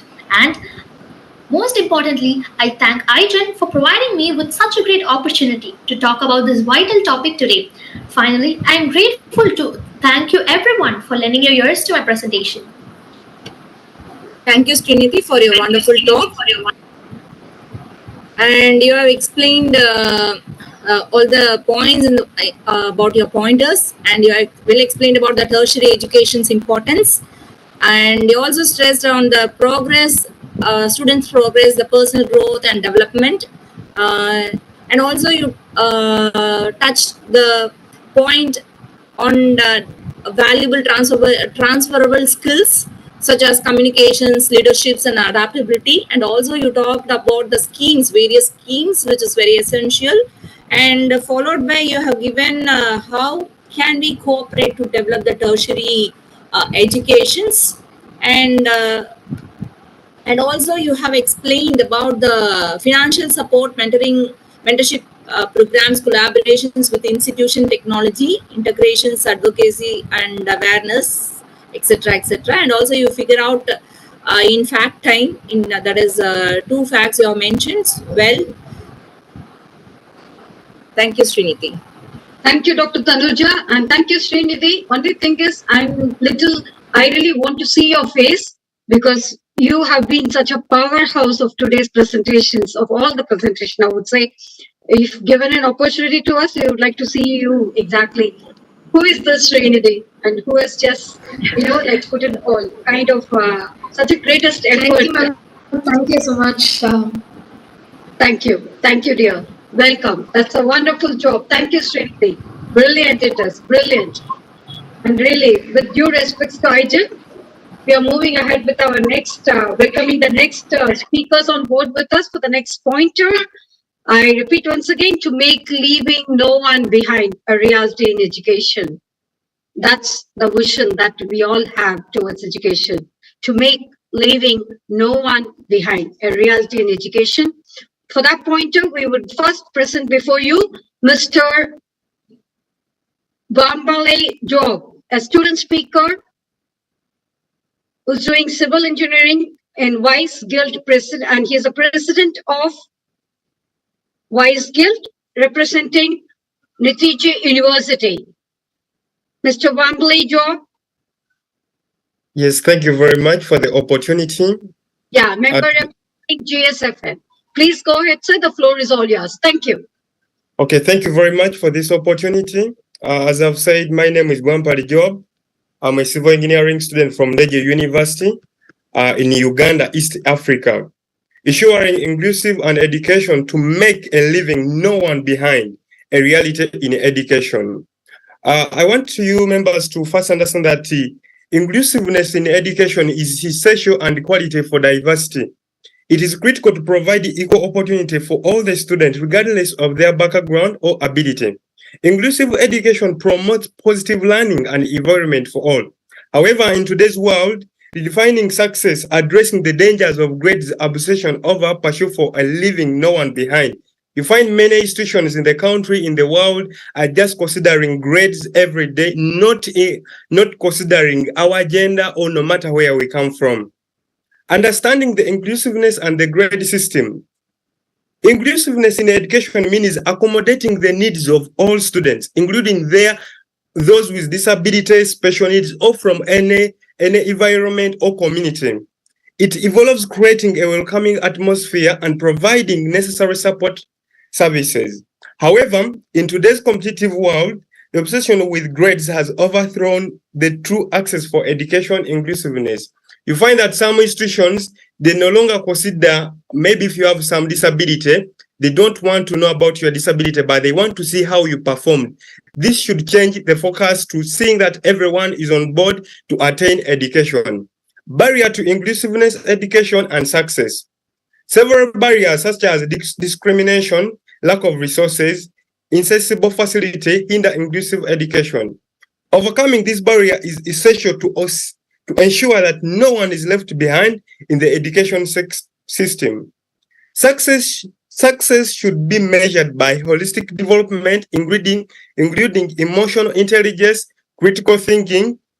And members, I want you to understand that education, if we need to put everyone on board, we don't need to look at where they are coming from or their agenda. We should look at empowering students and having them think beyond whatever they are learning in class. This will help us the world to change and have everyone in the education sector not just pinpointing of where or what grades they have. Inclusive curriculum and the dangers of grade obsession.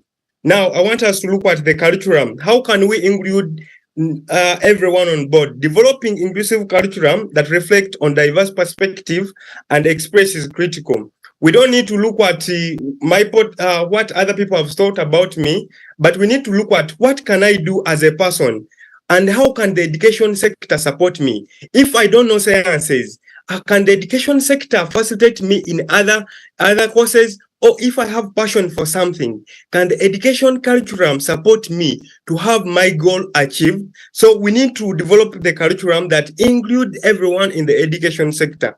However, if our focus is on grade, this will lead to stresses, as we have seen it in many university students and secondary students who are just focused on academics, getting super grades and fear for failure. So if we can have curriculum reviewed to see that everyone is on board, no matter what you can do, we just look at people's potential, then we develop a curriculum that will include them in the system.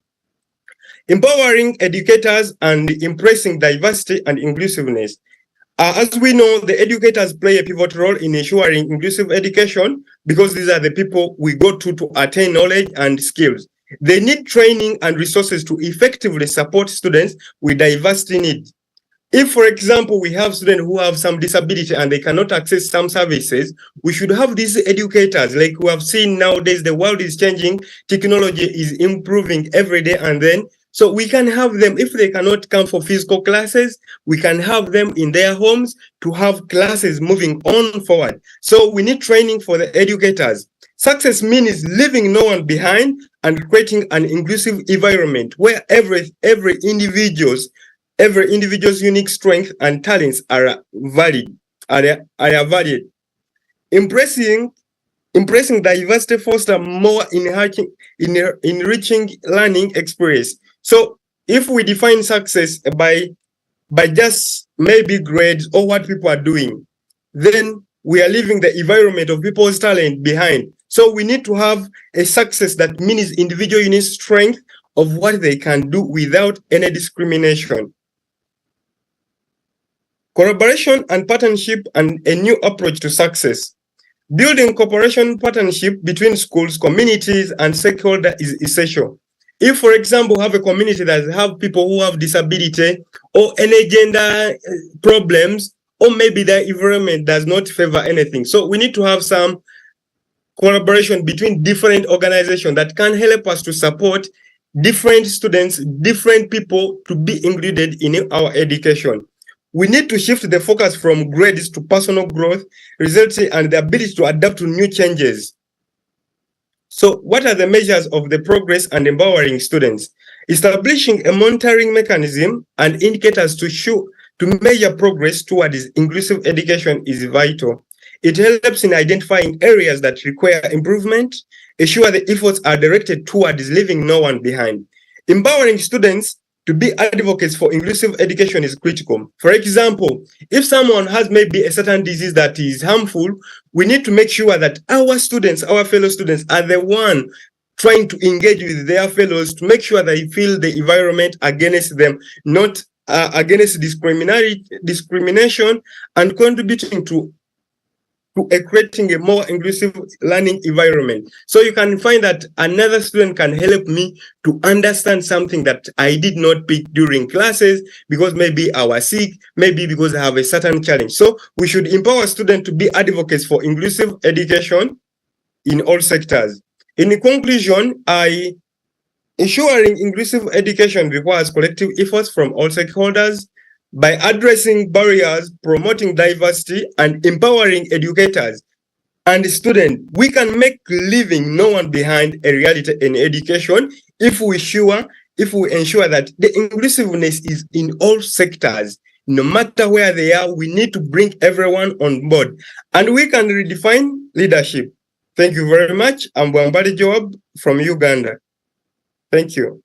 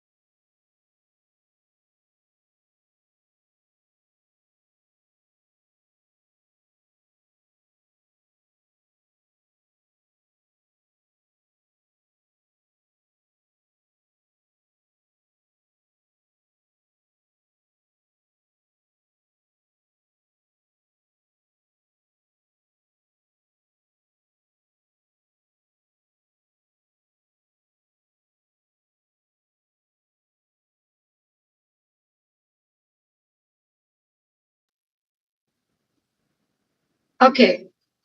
Yeah, that was a wonderful presentation, Mr. Bambley Job. Leaving no one behind is a central transformative promise of 2030 Agenda for Sustainable Development and its Sustainable Developmental Goals.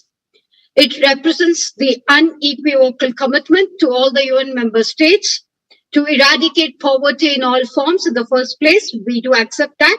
And eradicate all kinds of discrimination, all. And to reduce the inequalities and the vulnerabilities that leave people no one left behind, to realize and attain or realize the rational of it, of the individuals or as the humanity as a whole. Thank you so much. On that note, we would like to welcome Mr. Mihil from Romania, who is representing IAU to present the same topic of leaving no one behind. Hello everyone, nice to meet you all.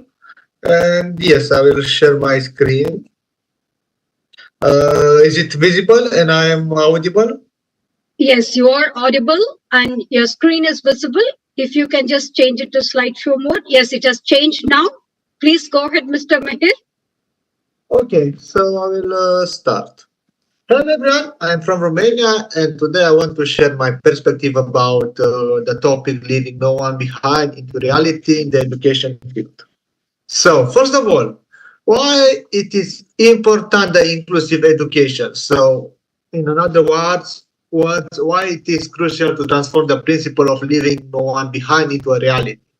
So it's important to eliminate barriers and promoting equal opportunities for everyone who want to improve in the education field to have a quality education. So for this, I think it's important to talk and to define what is the inclusive education. So it's about the practice of providing equal opportunities for all the students with various backgrounds, abilities, and needs.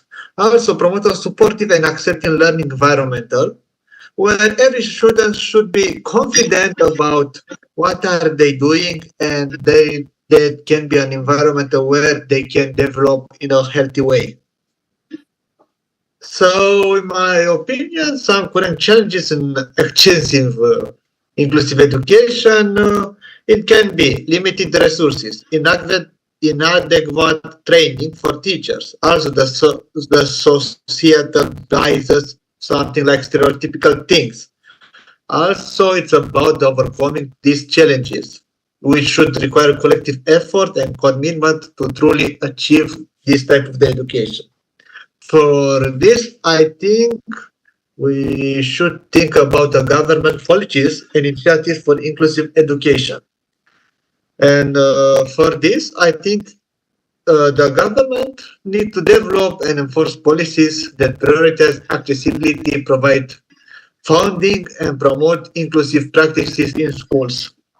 Something like, for example, I'm from Romania, Europe, and in the European Union, it was implemented, if you heard about the Erasmus projects, where it's about non-formal education, and there students are more confident because they are talking, let's say, with the teachers with no barriers of talking, or there you can approach some topic which are unregular than what is in the school.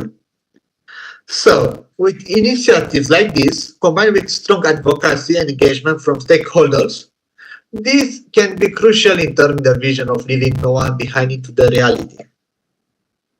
So also it's important the role of the teachers in promoting inclusive education. Okay, we talk how we can change the students to be more productive, but I think from this idea we should go to the core about the teachers, which should develop more about approaching this type of the topic. So they should create a welcoming and supportive classroom environment to be, let's say, non-standard, not so classical like last century. So trying to use diverse teaching strategies to cater to different learning styles. Okay, now we are in the fourth industrial revolution. We should allow the digitalization. As you can see, Now it's possible to talk from Romania with people from Africa to Asia using Zoom platform. So the digitalizing it can be a problem, but also had a lot of advantage, which I think should be implemented more in the classrooms by the teachers. Additionally, teachers should foster empathy and respect among students to promote inclusive values and advocate for the needs of all learners. So also, I think for teachers, it can be important to have the feedback from the students and try to adapt to the situation. Also, we talk about government, we talk about teachers.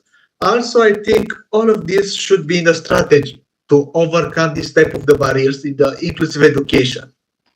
And for this, I think it's important to have this type of the strategies about proving professional development opportunities for teachers to develop more, to create inclusive curriculum and materials, also to promote collaboration and partnership with parents and community members and ensuring accessibility and accommodation for students with disabilities. Because, okay, we are talking about students, also there we can have students with disabilities. So we should think in the whole world, not only, let's say, this something typical. Also, it's important to think out of the box, to talk out standard.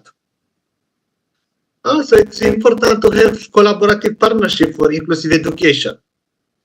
By fostering collaboration between schools, governments, agencies, NGOs, and community members, we can pool resources, expertise, and support to ensure that every learner receives the education they deserve. Now is something like, okay, I follow school, but also I want to develop more in one direction, for example, in IT, or I want to develop more in the direction of law. For this, I think it's important from high school, let's say, to have some internship in that area, not directly at the university. And using this type of strategies of the good practice, developing inclusive policies and implementing innovative approaches, we can understand better and promote diversity, equity, and inclusion in the educational system. Also, it's very important the role of the mother because, okay, we talk about strategies, but always I think if you have a model, you can follow their advices. So it's important also to promote the ideas of successful person who try to develop and was adopted to break the rules, something like that. So we should show the personal support in classrooms about teaching methods. Students with diverse abilities and backgrounds have thrived academically, socially, and emotional. So for this, I think they should have an example, a model, and to have, let's say, a short change of words, which maybe they will make them to be better, to get out from their comfort zone. Also, the impact of inclusive education on society is very important because we talk, but also it's important to put in practice. But after we put in practice, it's important to see how was the evolution. If the impact was in the high level or the impact was in the low level. So when all students have access to quality education, regardless of their abilities or backgrounds, it fosters a more inclusive and accepting society. So if the impact is in a high level, it will reduce discrimination and promote equality. We will create a more harmonious and empathic community. And as a conclusion about my perspective in this topic, we should moving forward towards inclusive education because it's crucial for policymakers, for educators, for communities to work together. This requires implementing inclusive policies, providing necessary resources and support for all the students, and fostering a culture of acceptance and understanding. So it's important to think about future, to think how we want to do, and also it's important to have the next idea. What happened in the past maybe should repeat in the future. So it's very important to dreams, but also to be efficient about what we really want to have in the future. So follow these type of opportunities to learn and thrive. Thank you for your audience. Thank you, Mr. Mehir. fabulous. It was a comprehensive and a very inclusive presentation, I would say, relating it to the topic that you are representing today. Well, we do agree with you, and operating the commitment towards LNOB, that is, no one left behind.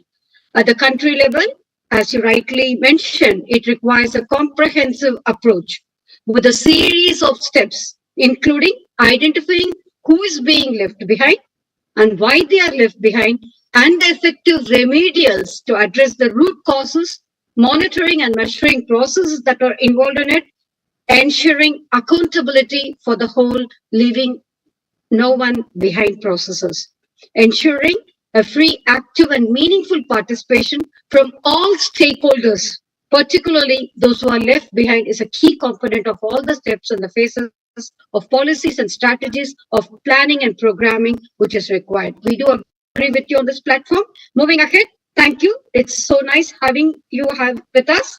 It was wonderful. Hope you enjoyed your day with us. And as Dr. Virginia is mentioning, every single second that you are present here, definitely it adds more value to you and also the others. On that note, may we welcome the next speaker, amidst us, Kakai Daphne. Kakai Daphne, a student speaker representing GSFN.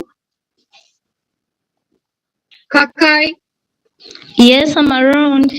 Okay, you're around. That's great, Ms. Kakai. It's wonderful having you here. She's representing GSFN. She's doing business administration. And the floor is all yours, Ms. Kakai. She's going to speak on the same topic, that leaving no one behind, a reality in education. The floor is all yours, Ms. Kakai. Please go ahead. You can present your screen. All right, thank you.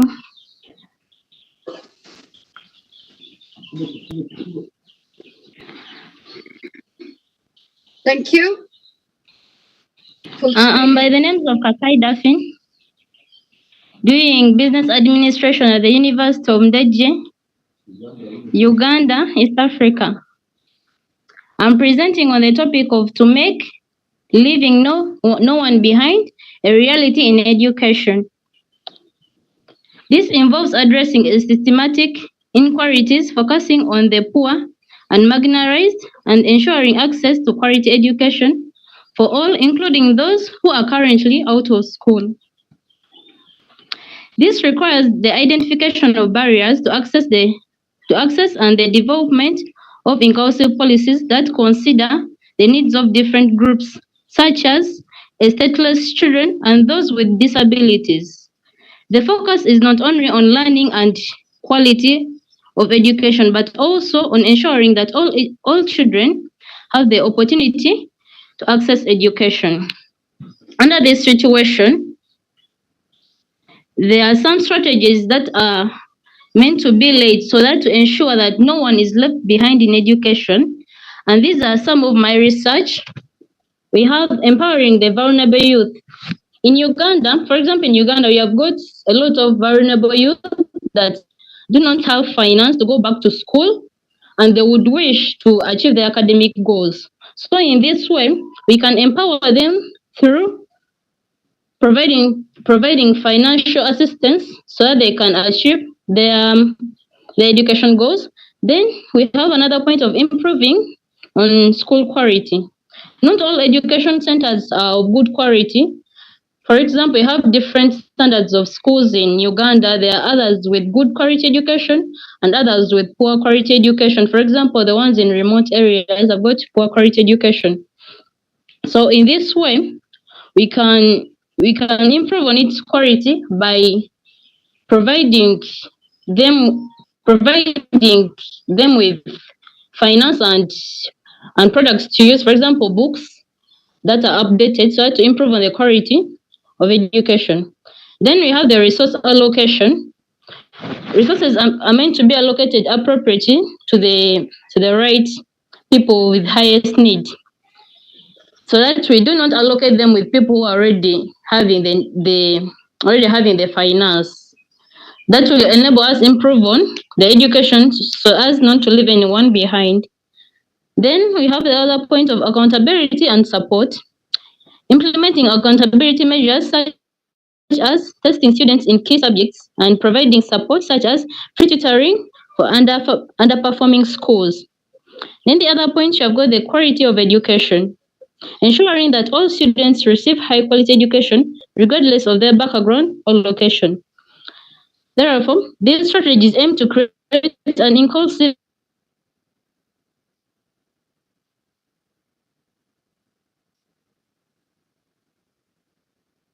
We lost Miss Daphne. Miss Daphne? gets education, there are challenges that can be faced. And these are some of the challenges I found in my research. We have the lack of data for inclusion. Better data is needed to ensure that no one is left behind. In this situation, most of the organizations that would wish to fund people, they have got less data or ideas about the people who are in need. So they end up not funding the right people and funding the wrong people who have got that access to them.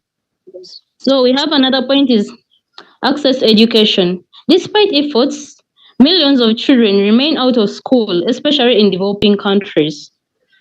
Then the other point you have got discriminatory laws and policies. In this situation, there are discriminatory ways of people are discriminated in the communities, for example, tribalism, racism. So most people may go looking for funding and they might be discriminated by the way they look and their tribe. So people might not get the actual education, therefore leaving others out. Then we have the systematic inequalities. Existing educational systems may perpetuate inequalities, affecting marginalized groups. Then resource constraints, economic barriers, lack of basic resources, and limited access to schools, especially in rural areas. Most of the people may wish to fund the ones who of high need, but lack of funds, like where to get the finance to fund them. That might be a challenge, hence leading to leaving out others out of education. Then, however, all challenges might have some solutions to them. So we lay out some strategies that can be adopted to overcome the challenges. We have improving data for inclusion, develop and implement better data collection methods aimed at identifying disabilities and other factors that may include children from education. In this situation, we can develop different ways of looking for information. For example, through sampling, interviews from the communities, so they let us know about the people who are of need, that we cannot leave them out, so they can also access education. Then addressing systematic inequalities, transform education systems to address systematic inequalities and focus financing on the poor and the most marginalized children. Then the other point we have principles for action. Adopt principles for governments and international development partners that retain a strong focus on equality, inclusion, and gender equality at the heart of planning and implementation. Then you have the implementing inclusive policies. Implement inclusive policies that address the needs of marginalized individuals and groups, ensuring that interventions are targeted and effective in reaching those most in need. In conclusion, by focusing on these target strategies, stakeholders that work towards overcoming the challenges of ensuring that no one is left behind in education, making progress towards equitable and inclusive education systems. Thank you so much for listening. That is my presentation. I remain Kakai Daphne from Deja University. Thank you, Kakai. That was a fabulous job, definitely. Indeed. Hope everybody will agree with me. Only with a just note that we are not able to see you here. do accepting all odds, like moving ahead, we do accept on the pointers that you have presented today, the deliberations of operationalizing the LNOB, leaving no one behind pledge, to leave no one behind using a step-by-step approach, adapting and employing relevant tools from across the UN system to access who is left behind and why. And very precisely, I like the way that you have identified the inequalities and the discrimination, which require generation of evidences and the data collection and the disaggregation that go beyond gender, geography, and age to include all grounds of discrimination prohibited under the international law.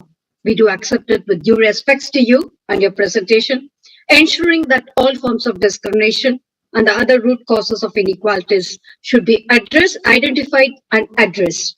Moving ahead, we are with you in the human rights-based approach data that will help to ensure the use of data and the statistic being consistent with international human rights and norms and principles, including the participation, self-identification, transparency, and privacy, and accountability and accord. Thank you so much. On that note, we move on to the next speaker. I would like to mention once again the point number 3, lifelong learning and education policies, which were supposed to be presented by Alokita Chakraborty, Hal St. Justin, Dr. Embria Marine Mia. The speakers have not joined us today, so we are not able to present that pointer, and the pointer is open to the forum. Anybody who would like to present themselves is welcome to do so. Moving ahead, for the same pointer of no one left behind, do we have any other speaker? No, I think we covered with the people who are present with us today. We are moving ahead to the next pointer, technical and vocational training for digital age. Mr. M.A. Mahmoud Yamin. Hope he is here with us. Mr. Mahmoud Yamin. Let me just have a look at this. Mahmoud Yamin, he is not there. He's not there. So we should go ahead with the next pointer. So we leave it open to the audience today. Anybody who would like to take the pointer can go ahead. I repeat once again, the pointer is technical vocational training for the digital age. If he is going to join, and we will give the opportunity to him. Otherwise, it will be taken up by one more speaker, yet another speaker who would like to volunteer. Now, moving ahead to the next pointer, transforming education towards equitable quality education to achieve SDG 4.0. I repeat once again, transforming education towards equitable quality education to achieve SDG 4.0. May I present before you Mr. Mukesh Kumar, student speaker from Amit University, Chennai, who's doing BA Electrical and Electronics Engineering. He is representing our community partner, IGEN. Please welcome me to present Mr. Mukesh Kumar, student speaker from Amit University. Yes, yeah. Thank you. One second.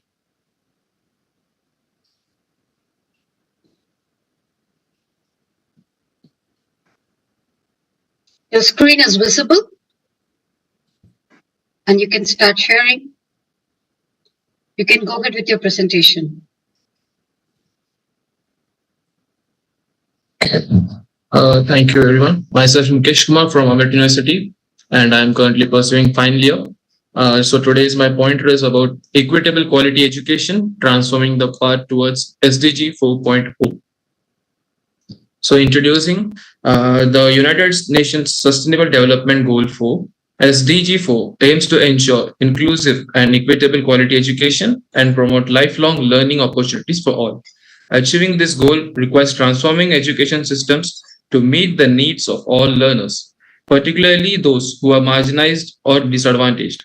This overview explores the key challenges and opportunities in transforming the education towards equitable quality education and achieve SDG 4.0. The importance of equitable quality education in achieving SDG 4.0 cannot be overstated. This presentation will explore the challenges and strategies for transforming this path towards this goal. So defining equitable quality education.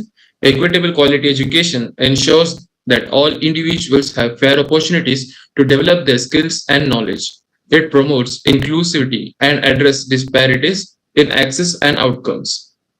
Numerous challenges, including inequality, lack of resources, hinder the realization of equitable quality education. Addressing the issues is vital for sustainable development.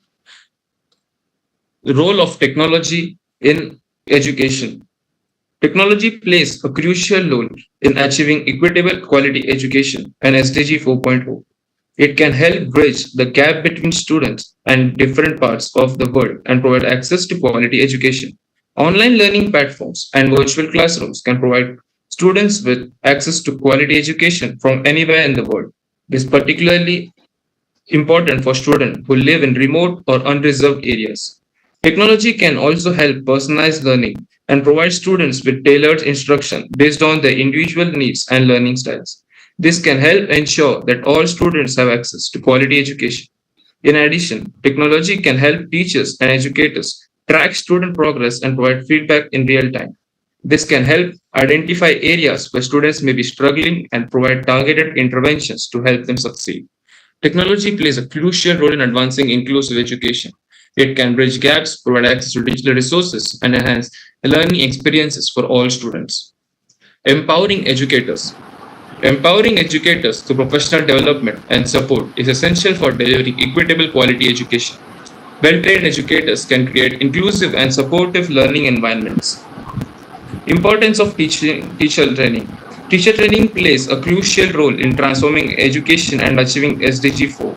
Well-trained teachers have the knowledge and skills to provide quality educations and meet the diverse needs of students. Continuous professional development is essential for teachers to stay updated with the latest teaching methodologies and educational trends. Workshops, seminars, and online courses can provide opportunities for teachers to enhance their skills and knowledge. Collaborative learning, encouraging teachers to share best practices and learn from each other. Mentoring programs, pairing experienced teachers with novice teachers to provide guidance and support. Reflective practice, encouraging teachers to reflect on their teaching methods and make improvements. Technology integration, providing training on how to effectively use technology in the classroom. Community engagement, engaging communities in education initiatives fosters a sense of ownership and promotes collaboration. This involvement can lead to sustainable solutions and increased support for education. Policy and advocacy. Effective policies and advocacy efforts are crucial for promoting equitable quality education. They can drive systematic change to ensure that education remains a priority on the global agenda. Measuring progress. Establishing indicators and monitoring progress is essential for evaluating the impact of efforts towards equitable quality education. Data-driven insights can inform future strategies and interventions. Global collaboration and partnerships are vital for addressing educations on a broader scale. By working together, countries can share best practices and resources to advance SDG 4. Empowering youth as advocates and leaders in education initiatives can be meaningful change. Their perspectives and actions are essential for shaping the future of equitable quality education. Future outlook. The path towards SDG 4 requires sustained commitment, innovation, and equitable opportunities for all. Together, we can transform education and create a more inclusive and sustainable future. So I have a main point over here, that is addressing gender inequality in education also. Gendering inequality and discrimination in education are critical barriers to achieving SDG 4, which aims to ensure inclusive and equitable quality education for all. To address this issue, it is important to ensure that all students, regardless of gender, have equal access to education and opportunities to succeed. This includes provide equal access to resources such as textbooks and technology, as well as address systematic barriers such as gender-based violence and discrimination in the classroom. Conclusion. Transforming education towards equitable qualifying education is crucial to achieve SDG 4. By ensuring access to quality education for all, we can bridge the educational gap and create a more equitable society. Equitable quality education is the fundamental driver of sustainable development. By addressing challenges, leveraging technology, and fostering collaboration, we can transform the path towards achieving SDG 4. Thanking you. Thank you for giving me this opportunity. Thank you, Mr. Yes, Mukesh please. Kumar. That was a wonderful presentation. May I request Dr. Tanuja to summarize? Yes. Yeah, Mukesh, well explained. You have well stated the SDG number 4 in transforming education towards equitable quality educations. And also, you have stated the challenges in achieving SDG 4.0. And also, you rightly pointed out the limited access to education, quality issues, and teacher training, technology integrations. And also, you have stated that quality education for all curriculum development and also the assessment methods. And also, you are rightly addressed on the gender inequality in educations and rightly pointed the importance of teacher training and enhancing the teacher skills and knowledges. And also, you added on role of technology in bridging the gap between the students in different parts of the world. And very well done, Mukesh. Thank you. Thank you, Dr. Tanuja. Thank you. Wonderful. Good. It was wonderful having you here. It was a very comprehensive insight that you shared with us, Mr. Mukesh Kumar. Would like to have you with us for the further sessions, for the forthcoming sessions as well. On that note, may we extend our welcome to Mr. Khalid Hamid, who is IT Global Director of Education, official partner of WBECS, who is a member of JSFN, who is going to present the same pointer along with Mr. Mukesh Kumar on transforming education towards equitable quality education to achieve SDG 4.0. Mr. Khalid Hamid, IT Global Director of Education, official partner of WBECS. The floor is all yours. Please go ahead, Mr. Khalid. Thank you. Thank you. First of all, thank you for Mrs. Dr. Rinoka, because I became member of this global organization. Just I'm happy to share my project to let the all students around the world don't leave behind. That's my project talking about. Let me share my screen and then we talk later about this. Sure. Is that right? I'm waiting.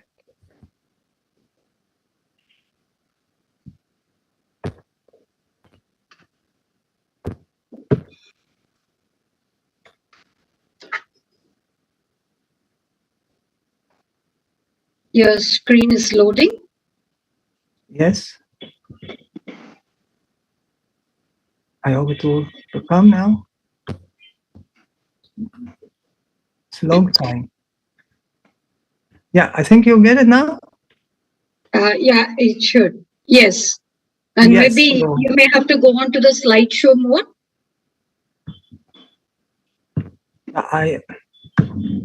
You see now? Actually, I don't know. We are able to see your screen. Only thing is, if you can just present it in slideshow mode, which is next to animations. Because I have to slideshow. Slideshow, right on top, the PowerPoint, the file, home, insert, design, transition, animation, slideshow. Slideshow. I don't have this. Okay. Doesn't matter. You can go ahead with your presentation. So thank you. You see now? Yes, we are able to see your screen. Please go ahead. Okay. Now I would like to present my my position. Actually, I'm a member in T4 community and also professional development in education and in the international and American education. That's mean that I can create the curriculum for all schools to be supported for qualified school and learning, and especially in digital learning. And also I became a member in Global Digital Library since 2018. I'm top translator there. I did all translation from English to more than 9 languages. That's also for free for all students around the world that can read. And also I became member in UNESCO for Mobile Learning Week. We talk about how we can create the lesson plan in in mobile. That's also support for all students around the world.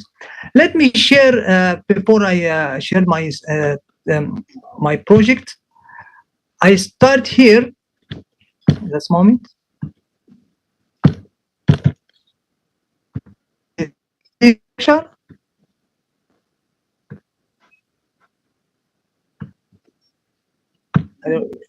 Are you follow me? Yes, yes. Yes, yes.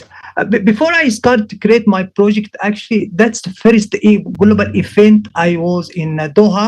It was 2014. And since this time, I was thinking about to create new project for education to support the world, students around the world. And then I start to create my project. My project is about what? About multilingual and that support for literacy and also support for learning, digital learning. I teach computer science, I teach music curriculum, I teach multilingual, and now I became also member in GSF, and then I can also added my project to support for education around the world. About the project, so quick, actually, it's new project about multilingual and technology for learning for sustainable development and education 2030. And the literacy, it's multilingual deliver what?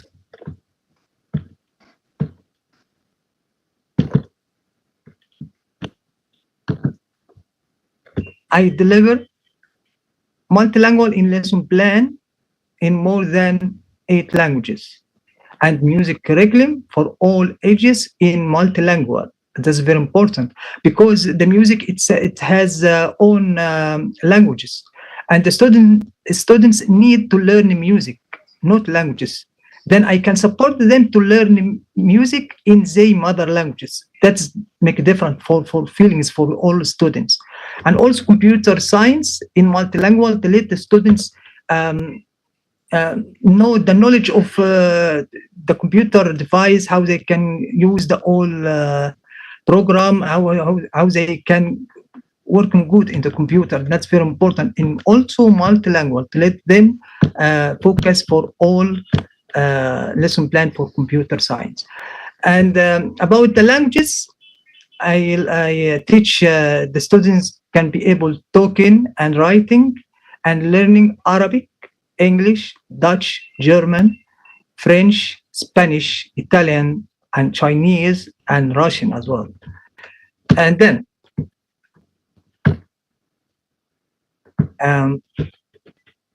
that's, for example, how I used my project actually in soft lesson plan.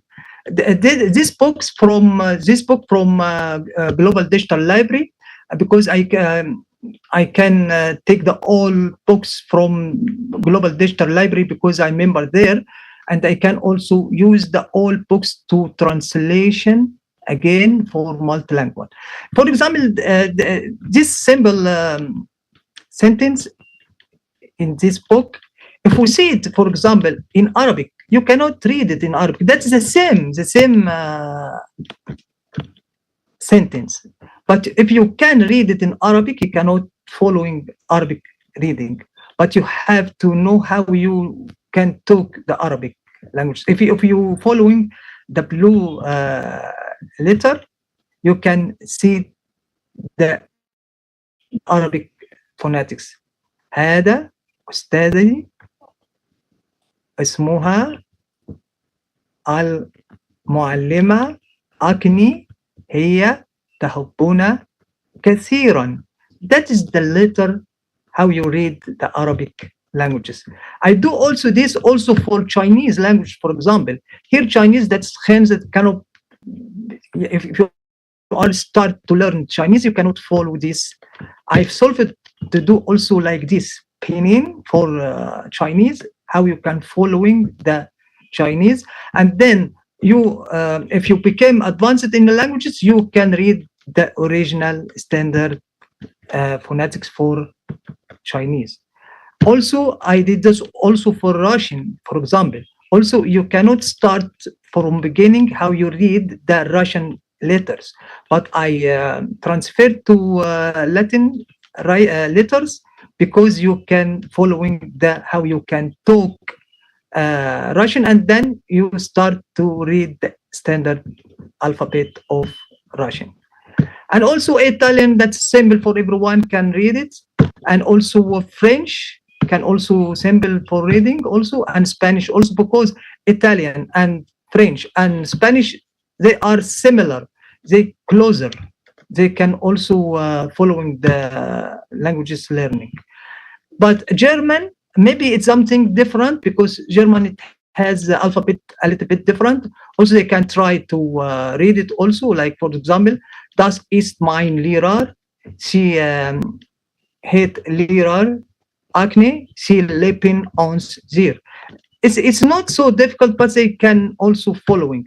And also the Dutch, how they can Dutch, because the Dutch actually same like German. For example, if you can read this, dit is mijn leraar, haar naam is leraar Acne. She houdt veel van ons. It's very simple. Now we move about the music learning. I can be able to teach all kind of musical instrument in a short time, and that's for sure. Like what? Like piano, electric guitars, and Spanish guitar, and drum, and more. Also, I can teach all styles of music, like classical music, and blues music, jazz music, and rock music, and Arabic music, and more styles more. Okay. If you see here my students in the music, in normal class, not music room, they can use their tablets, and they can also compose the music in the active board, because now the technology helps them for how they can following the lesson and how they can create their own music. That's very fantastic, and that's also help the students, because the music actually it's active subject for all students. And here about the computer, I actually for computer there is a lot of programs, software, and also all knowledge for hardware. For me, actually, I can deliver lesson plan for computer science more than 60 programs. That's, for example, I have, for example, 13 programs. This are very professionals program. It will be easy for students to learn. So easy, because I have a talent to deliver computer science, how I can work exactly quick with the computer knowledge to let the students learn more. And also, if you see, my project can support what? Can support for to be able to operating in Africa, Asia, and the Arabic states, and European, and North America, and Latin America.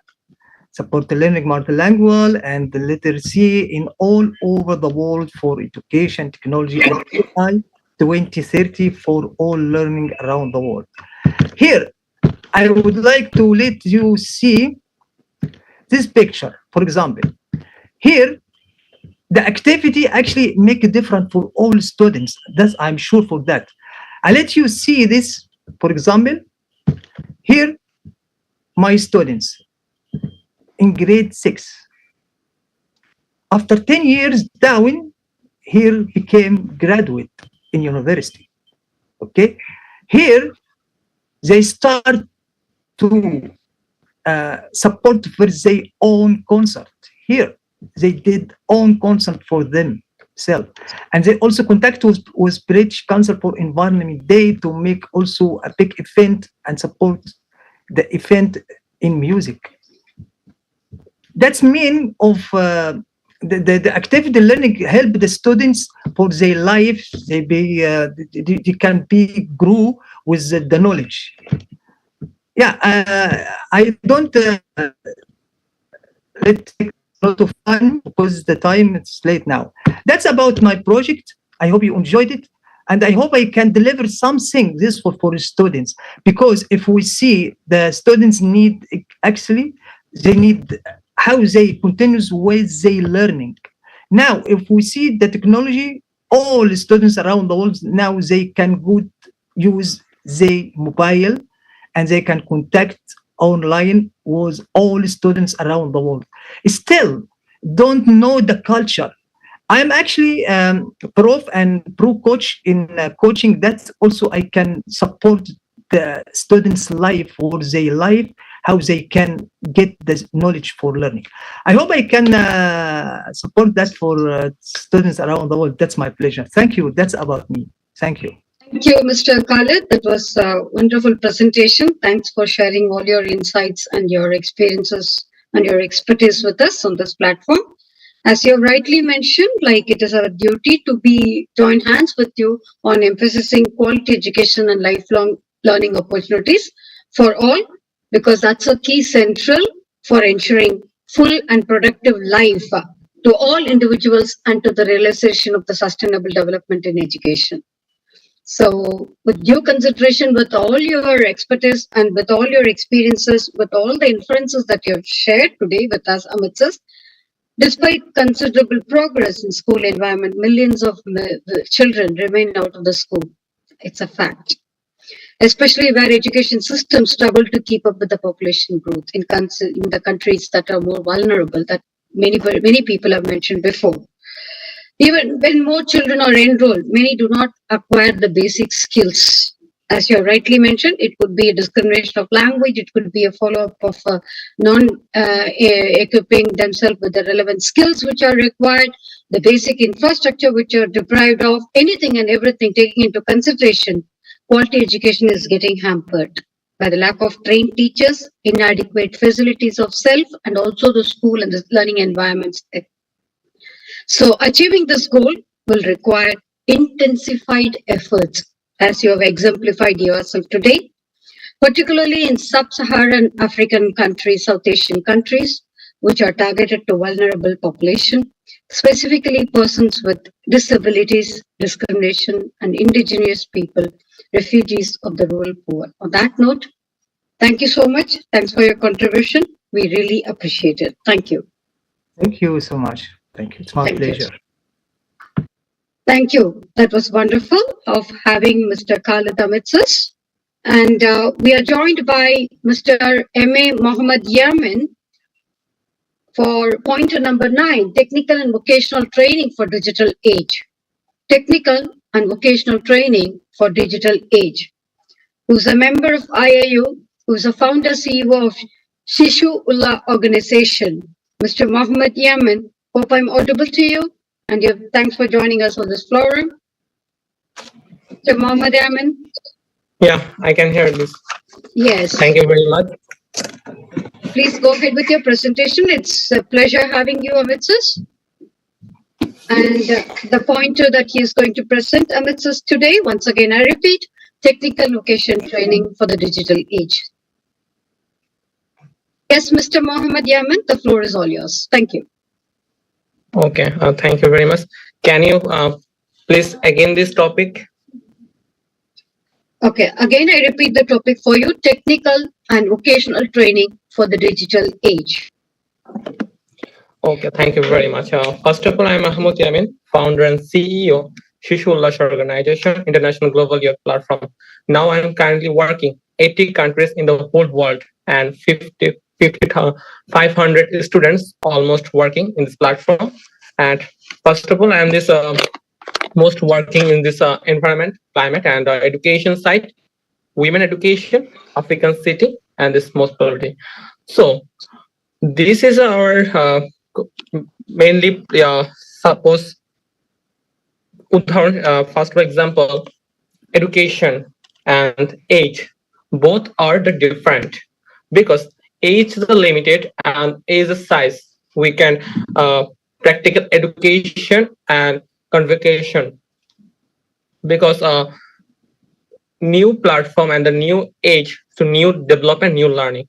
I say every student learn today, lead tomorrow, and create a new future world.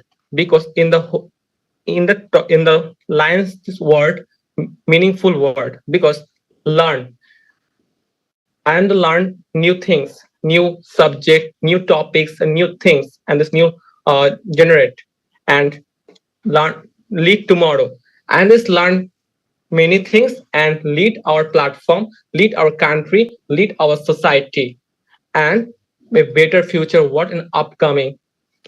First of all, age a different age, a teenager age, youth, and many types. Teenager age and youth age is a very difficult and the very growth of this country and the city and the whole world. Because I'm the teenager, and I'm my countries and my whole world now at the new beginning and the new journeys to start it in the whole city and the whole world. Because the platform is a new beginnings.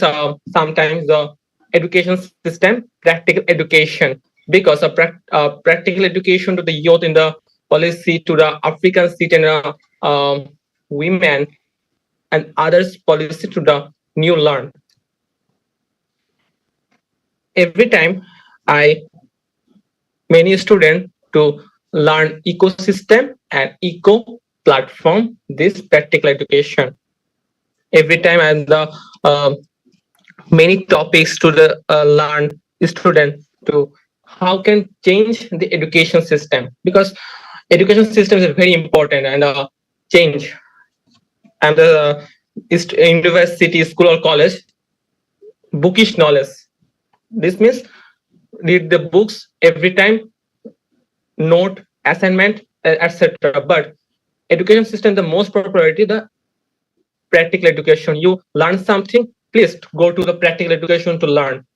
You can make a student plan free, so you can visit our school garden and how can planet a tree every step by step to learn this system. This is a practical education.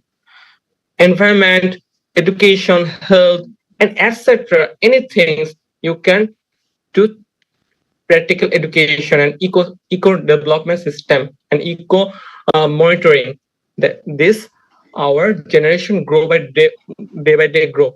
So my success and the 20 countries African city development in my projects and my perspectives that I'm the development African city, because my practical education and the green thought system now I increase the African city and the 80 countries almost done. So it's my success and 100 project almost done. So any leader or any youth education ministry or education developer, so please to create a new practical education system and eco development system, because your generation to new learn and new something and how create a better future and a better learn. That's why this is a point of my view. That's it. You can start your presentation, Mr. Yaman. I cannot presentation. You don't have a presentation. Okay. No. Well, thank you so much. Thanks for the participation. We do appreciate it and your wonderful effort. Well, as you have mentioned, that technical and vocational education and training refers to all forms of levels of education and training, and it should provide knowledge and skills related to the occupation in different sectors of economic and social life through formal and non-formal and informal learning methods of both school-based and work-based learning. We'll take into consideration of all the points that you've shared with us. Thank you for your presence amidst us today. On that note, maybe we request the next, maybe welcome Mr. Mohammed Fayaz Alam, who is waiting to present before us as the new social ecosystem model, a new paradigm for skills development. I repeat the pointer once again, a social ecosystem model, a new paradigm skills for skills development, will be presented by Mohammed Fayaz Alam, a student speaker from Dr. M.J. University, member of IGEN. Mohammed Faiz, the floor is all yours. Thank you. Thank you, ma'am. Thank you. Good morning, good afternoon, good evening, everyone. Myself, Mohammed Fayaz Alam.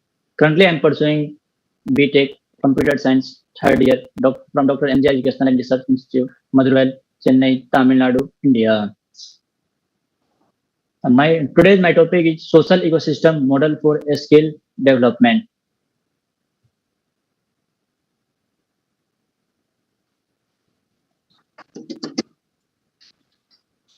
This is an overview of my topics. Abstract challenge, elite and social economics model, proposal, dimension of the social economics model, the social ecosystem energy cycle, high progression and scale networks around here, a new paradigm for skills. We will tell about what's a social economic growth.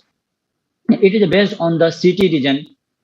Individually, we can say inclusion, educational, social economic growth, and it's a dynamic entrepreneurship. Their technical, technological, and ecosystem globalized centers such as Silicon Valley, London, they all are expensive on the our social economic growth.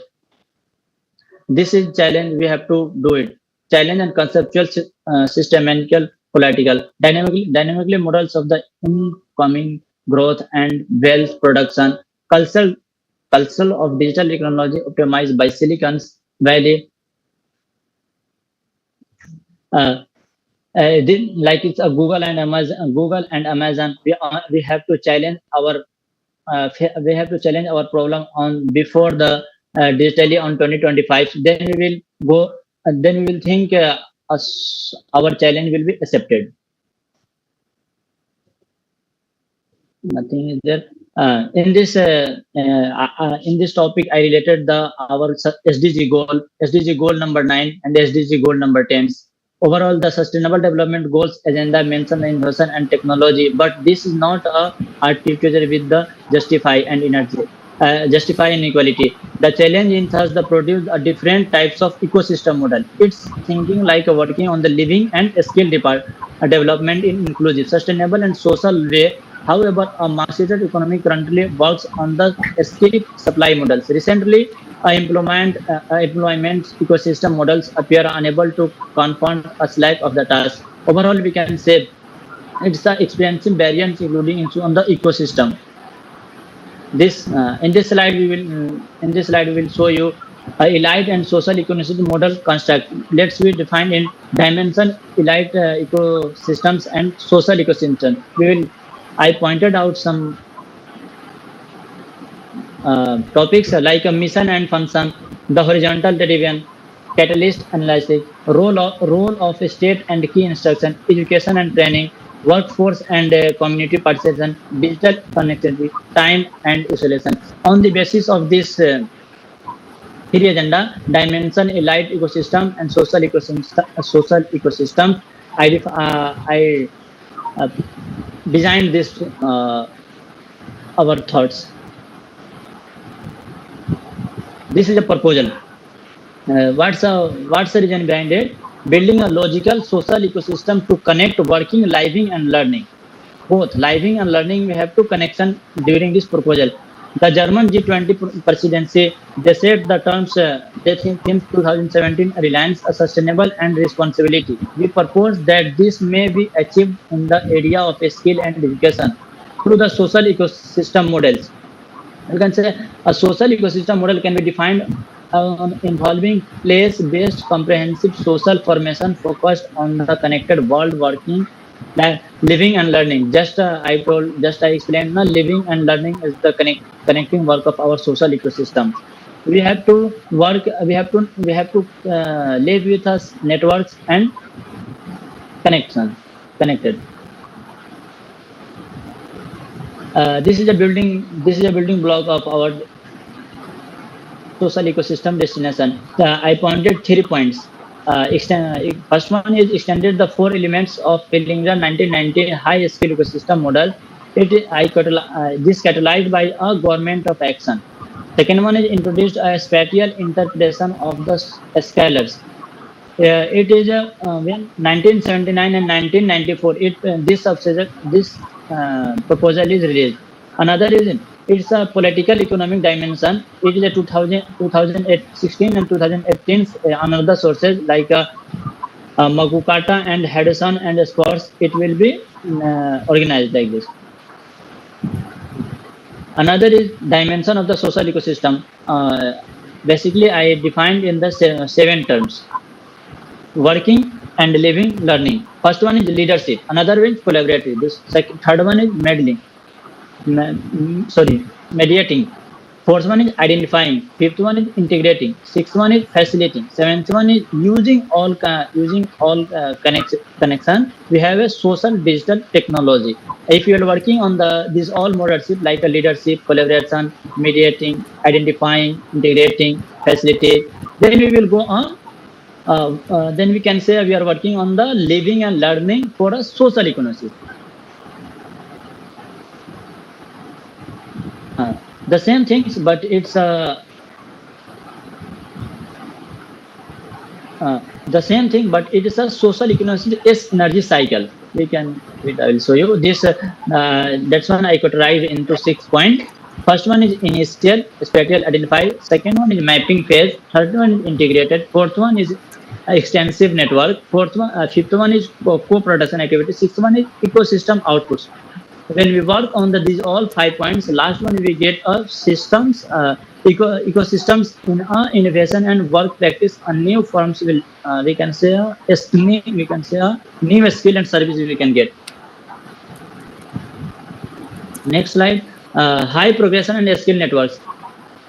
We can say if we are working on the medicine of relation, means industrial business, then it will be increases. If you are working on the higher education, it will be increases. If you are working on the further education college activity like a local government economy, then our local identified inequality will be increases. This is the skill networks. Just in my overview of, I defined one topic, a new paradigm for skills. My topic is social network. Then social ecosystem. The things we have to find. It's a new here. Let's define four is there. Let's find from one by one. First one is dominative extensive on the ecosystem model is recognized as a both economically, dynamically, and social exclusive and unsustainability. We can say G20. We recommended that the G20 policy makers works toward the establishing a developed social ecosystem. Another is function of the same, bring out the connect, transforming in work, sustainable skill, and we can say reshaping and rebalancing. This is also a G20. What I can say, private. This is a private and third sector of G20 policy makers should bring these players together a common social mission. And third one is a G20 should encourage a global narrative, education, leadership to move their emphasis from a skill. We can say our youth generation is going to improve this social ecosystem. Fourth one is key actors of the same formation, including anchor institution and economically. This is also a G20 policy recommends establish long-term project of a social and educational concern. This is a new research about my topic. Thank you, everyone. Thank you, ma'am. Thank you, Sri Vidya ma'am. Thank you, Tanuja ma'am. Thank you, Dr. El Mesa, to giving me this opportunity. Thank you, Mr. Mohammad Fayaz Alam. That was a wonderful presentation. May we request Dr. Tanuja to do the summary for Mr. Mohammad Fayaz Alam? Yes, ma'am. Thank you, Mohammad Fayaz. You have well explained on the topic, social ecosystem model, and also you have discussed about the challenges about that. And you rightly focused on the elite and social ecosystem model. And also you touched on the proposal that is building local social ecosystem to connect working, living, and learning. concept Yes, yes. and how to build an allied and social ecosystem distinctions, and beautifully explained that concept of working, living, and learning concept. And also finally you listed about the new paradigm for skills, rightly pointed about the G20, and as in the beginning ma'am said about the G20 youth cabinet for the youth and by the youth. You have discussed everything in this. Thank you. Thank you, ma'am.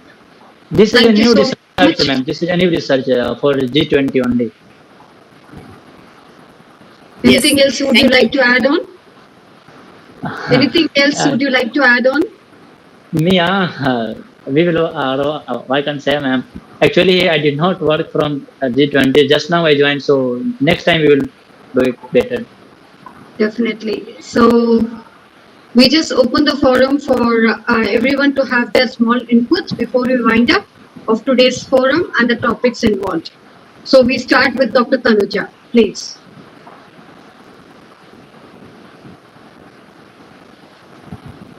Yes, ma'am. Ma'am, some network issues there, ma'am. Pardon. Hello, am I audible? Yes, you are audible, ma'am. Very much. Yeah, I think. Hello. Yes. Sorry.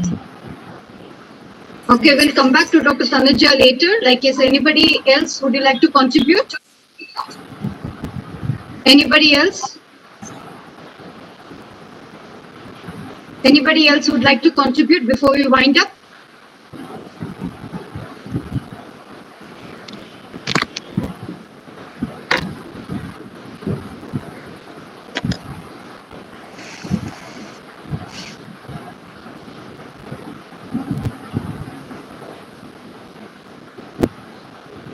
Yes. So, well.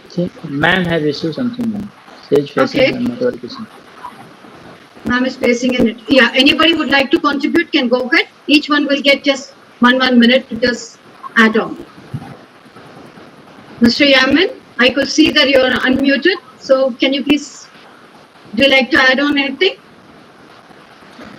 No, but I have a proposal to everyone to we can start a new education system to everyone because this is very important to eco education system and green thought system. This is my plan.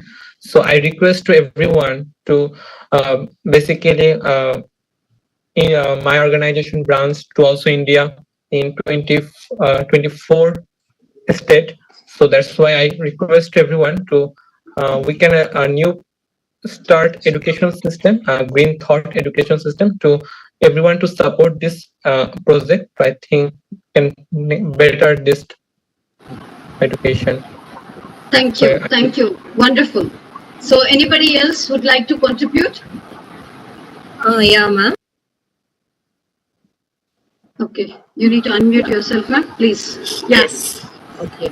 So very nice to be a part of G20, and I would say some points regarding hygiene. The hygiene is supporting well on SDGs actions, and today's topic also it is very aligned with that. And we are organizing many events for the awareness of the young youth, and through which definitely we can aim the mission of the 2030 UNs.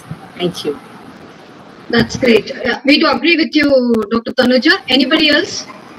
And we know that hygiene is doing quite a bit, quite a lot.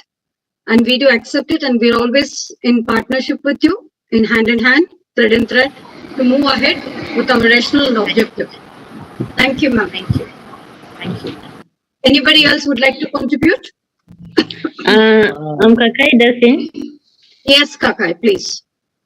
I was coming up with an idea like, is it okay, like, we start helping people in developing countries so as to achieve the goal of leaving out no one in education?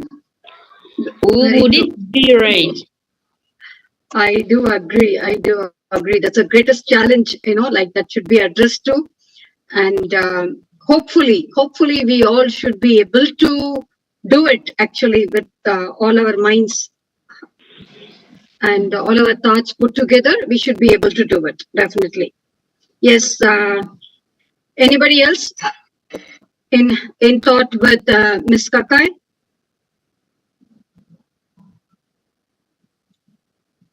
Yes, dear. Anybody else?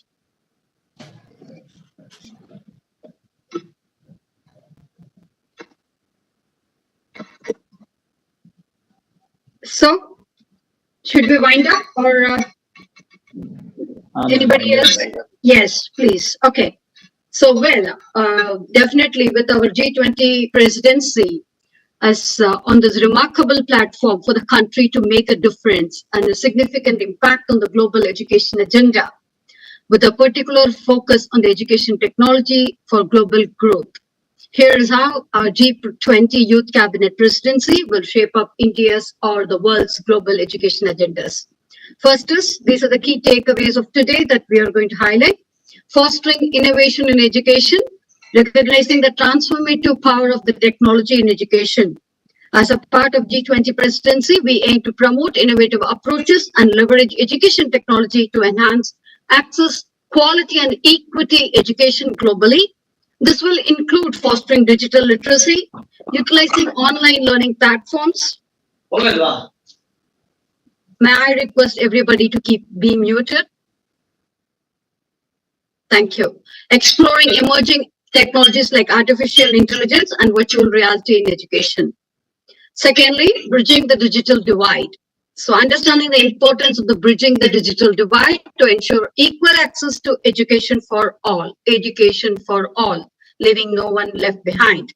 Because education is not a luxury anymore, it is a key thing that everybody should have the right. A right to education is the one that we are going to stress. We are stressing it, and we will advocate policies and initiatives that will promote digital inclusion, connectivity, and affordability.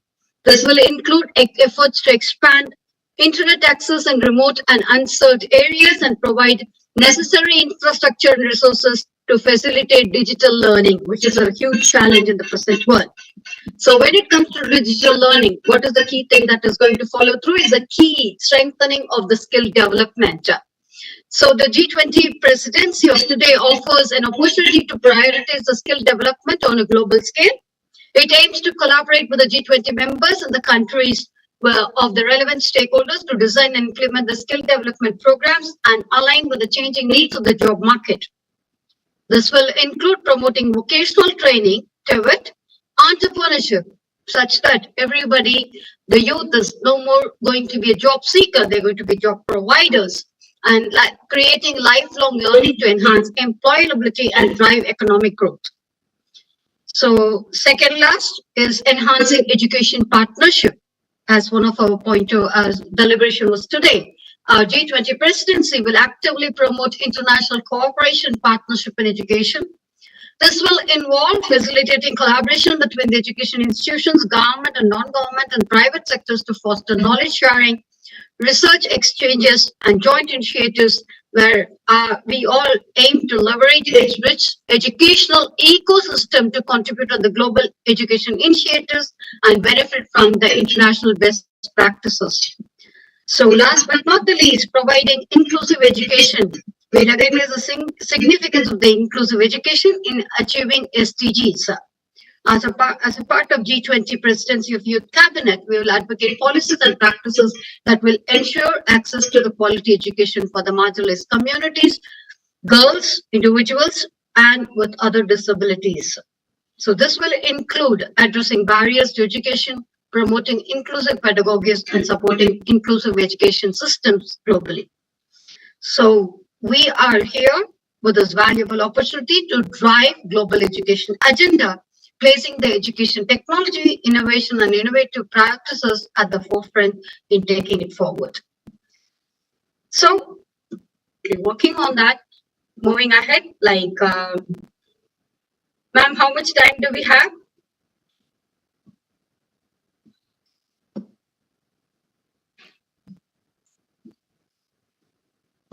Do we have more time? so that we will be able to present our forthcoming sessions as well.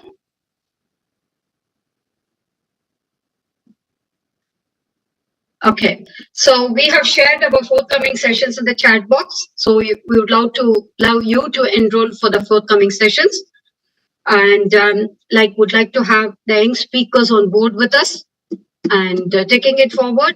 End of the day, it is all your project that we would like to welcome with you more and more, as we all know that it is a project which is created, which has been functioning for the sake of the youth, which is run by the youth ambassadors, and it is definitely for the younger generation. So the future of the civilization is to a greater extent is being written in the walls of the classroom. So it is of this paramount importance to create an ideal ambience that shapes the minds of the generations to come and for the inheritors of the earth. True enlightening education built on the platform of love, respect, and commitment and devotion cultivates a curious and adaptable mind grounded in the open and minded learning guided by the moral principles applicable in the real world. Hope you all will agree with me. And this kind of education instills a deep sense of self-reliance, self-discipline, courage in students' minds, and who will remain steadfast in the commitment in doing what is right, no matter how the challenging situation are going to come. They will become individuals equipped with the skills to tackle the new challenges enthusiastically and embrace the new opportunities with a sense of duty. They will create a cult of respecting and celebrating differences that are sculptured on the values of understanding, love, empathy, and tolerance to emerge as innovative leaders who are determined to effect transformative change in the communities and the wider world. They will become more dependable and trustworthy citizens of the world, inspiring others to follow in their footsteps and positively contribute to society to improve our world. As said in where there's righteousness in the heart, there is beauty in the character. When there is beauty in the character, there's always harmony in the home. When there's harmony in the home, there's always order in the nation. When there's order in the nation, there's peace in the world. Such an education, envisaged and imparted, has a timeless message to convey. Right attitude in the right direction.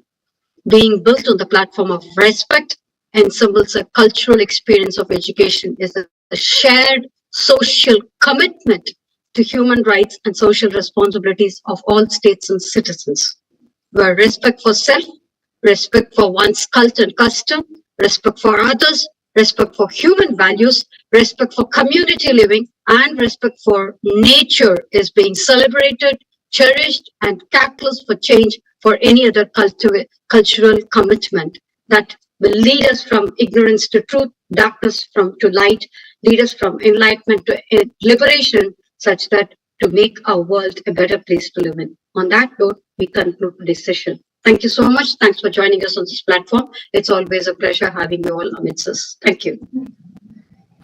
Thank you. Thanks, everyone.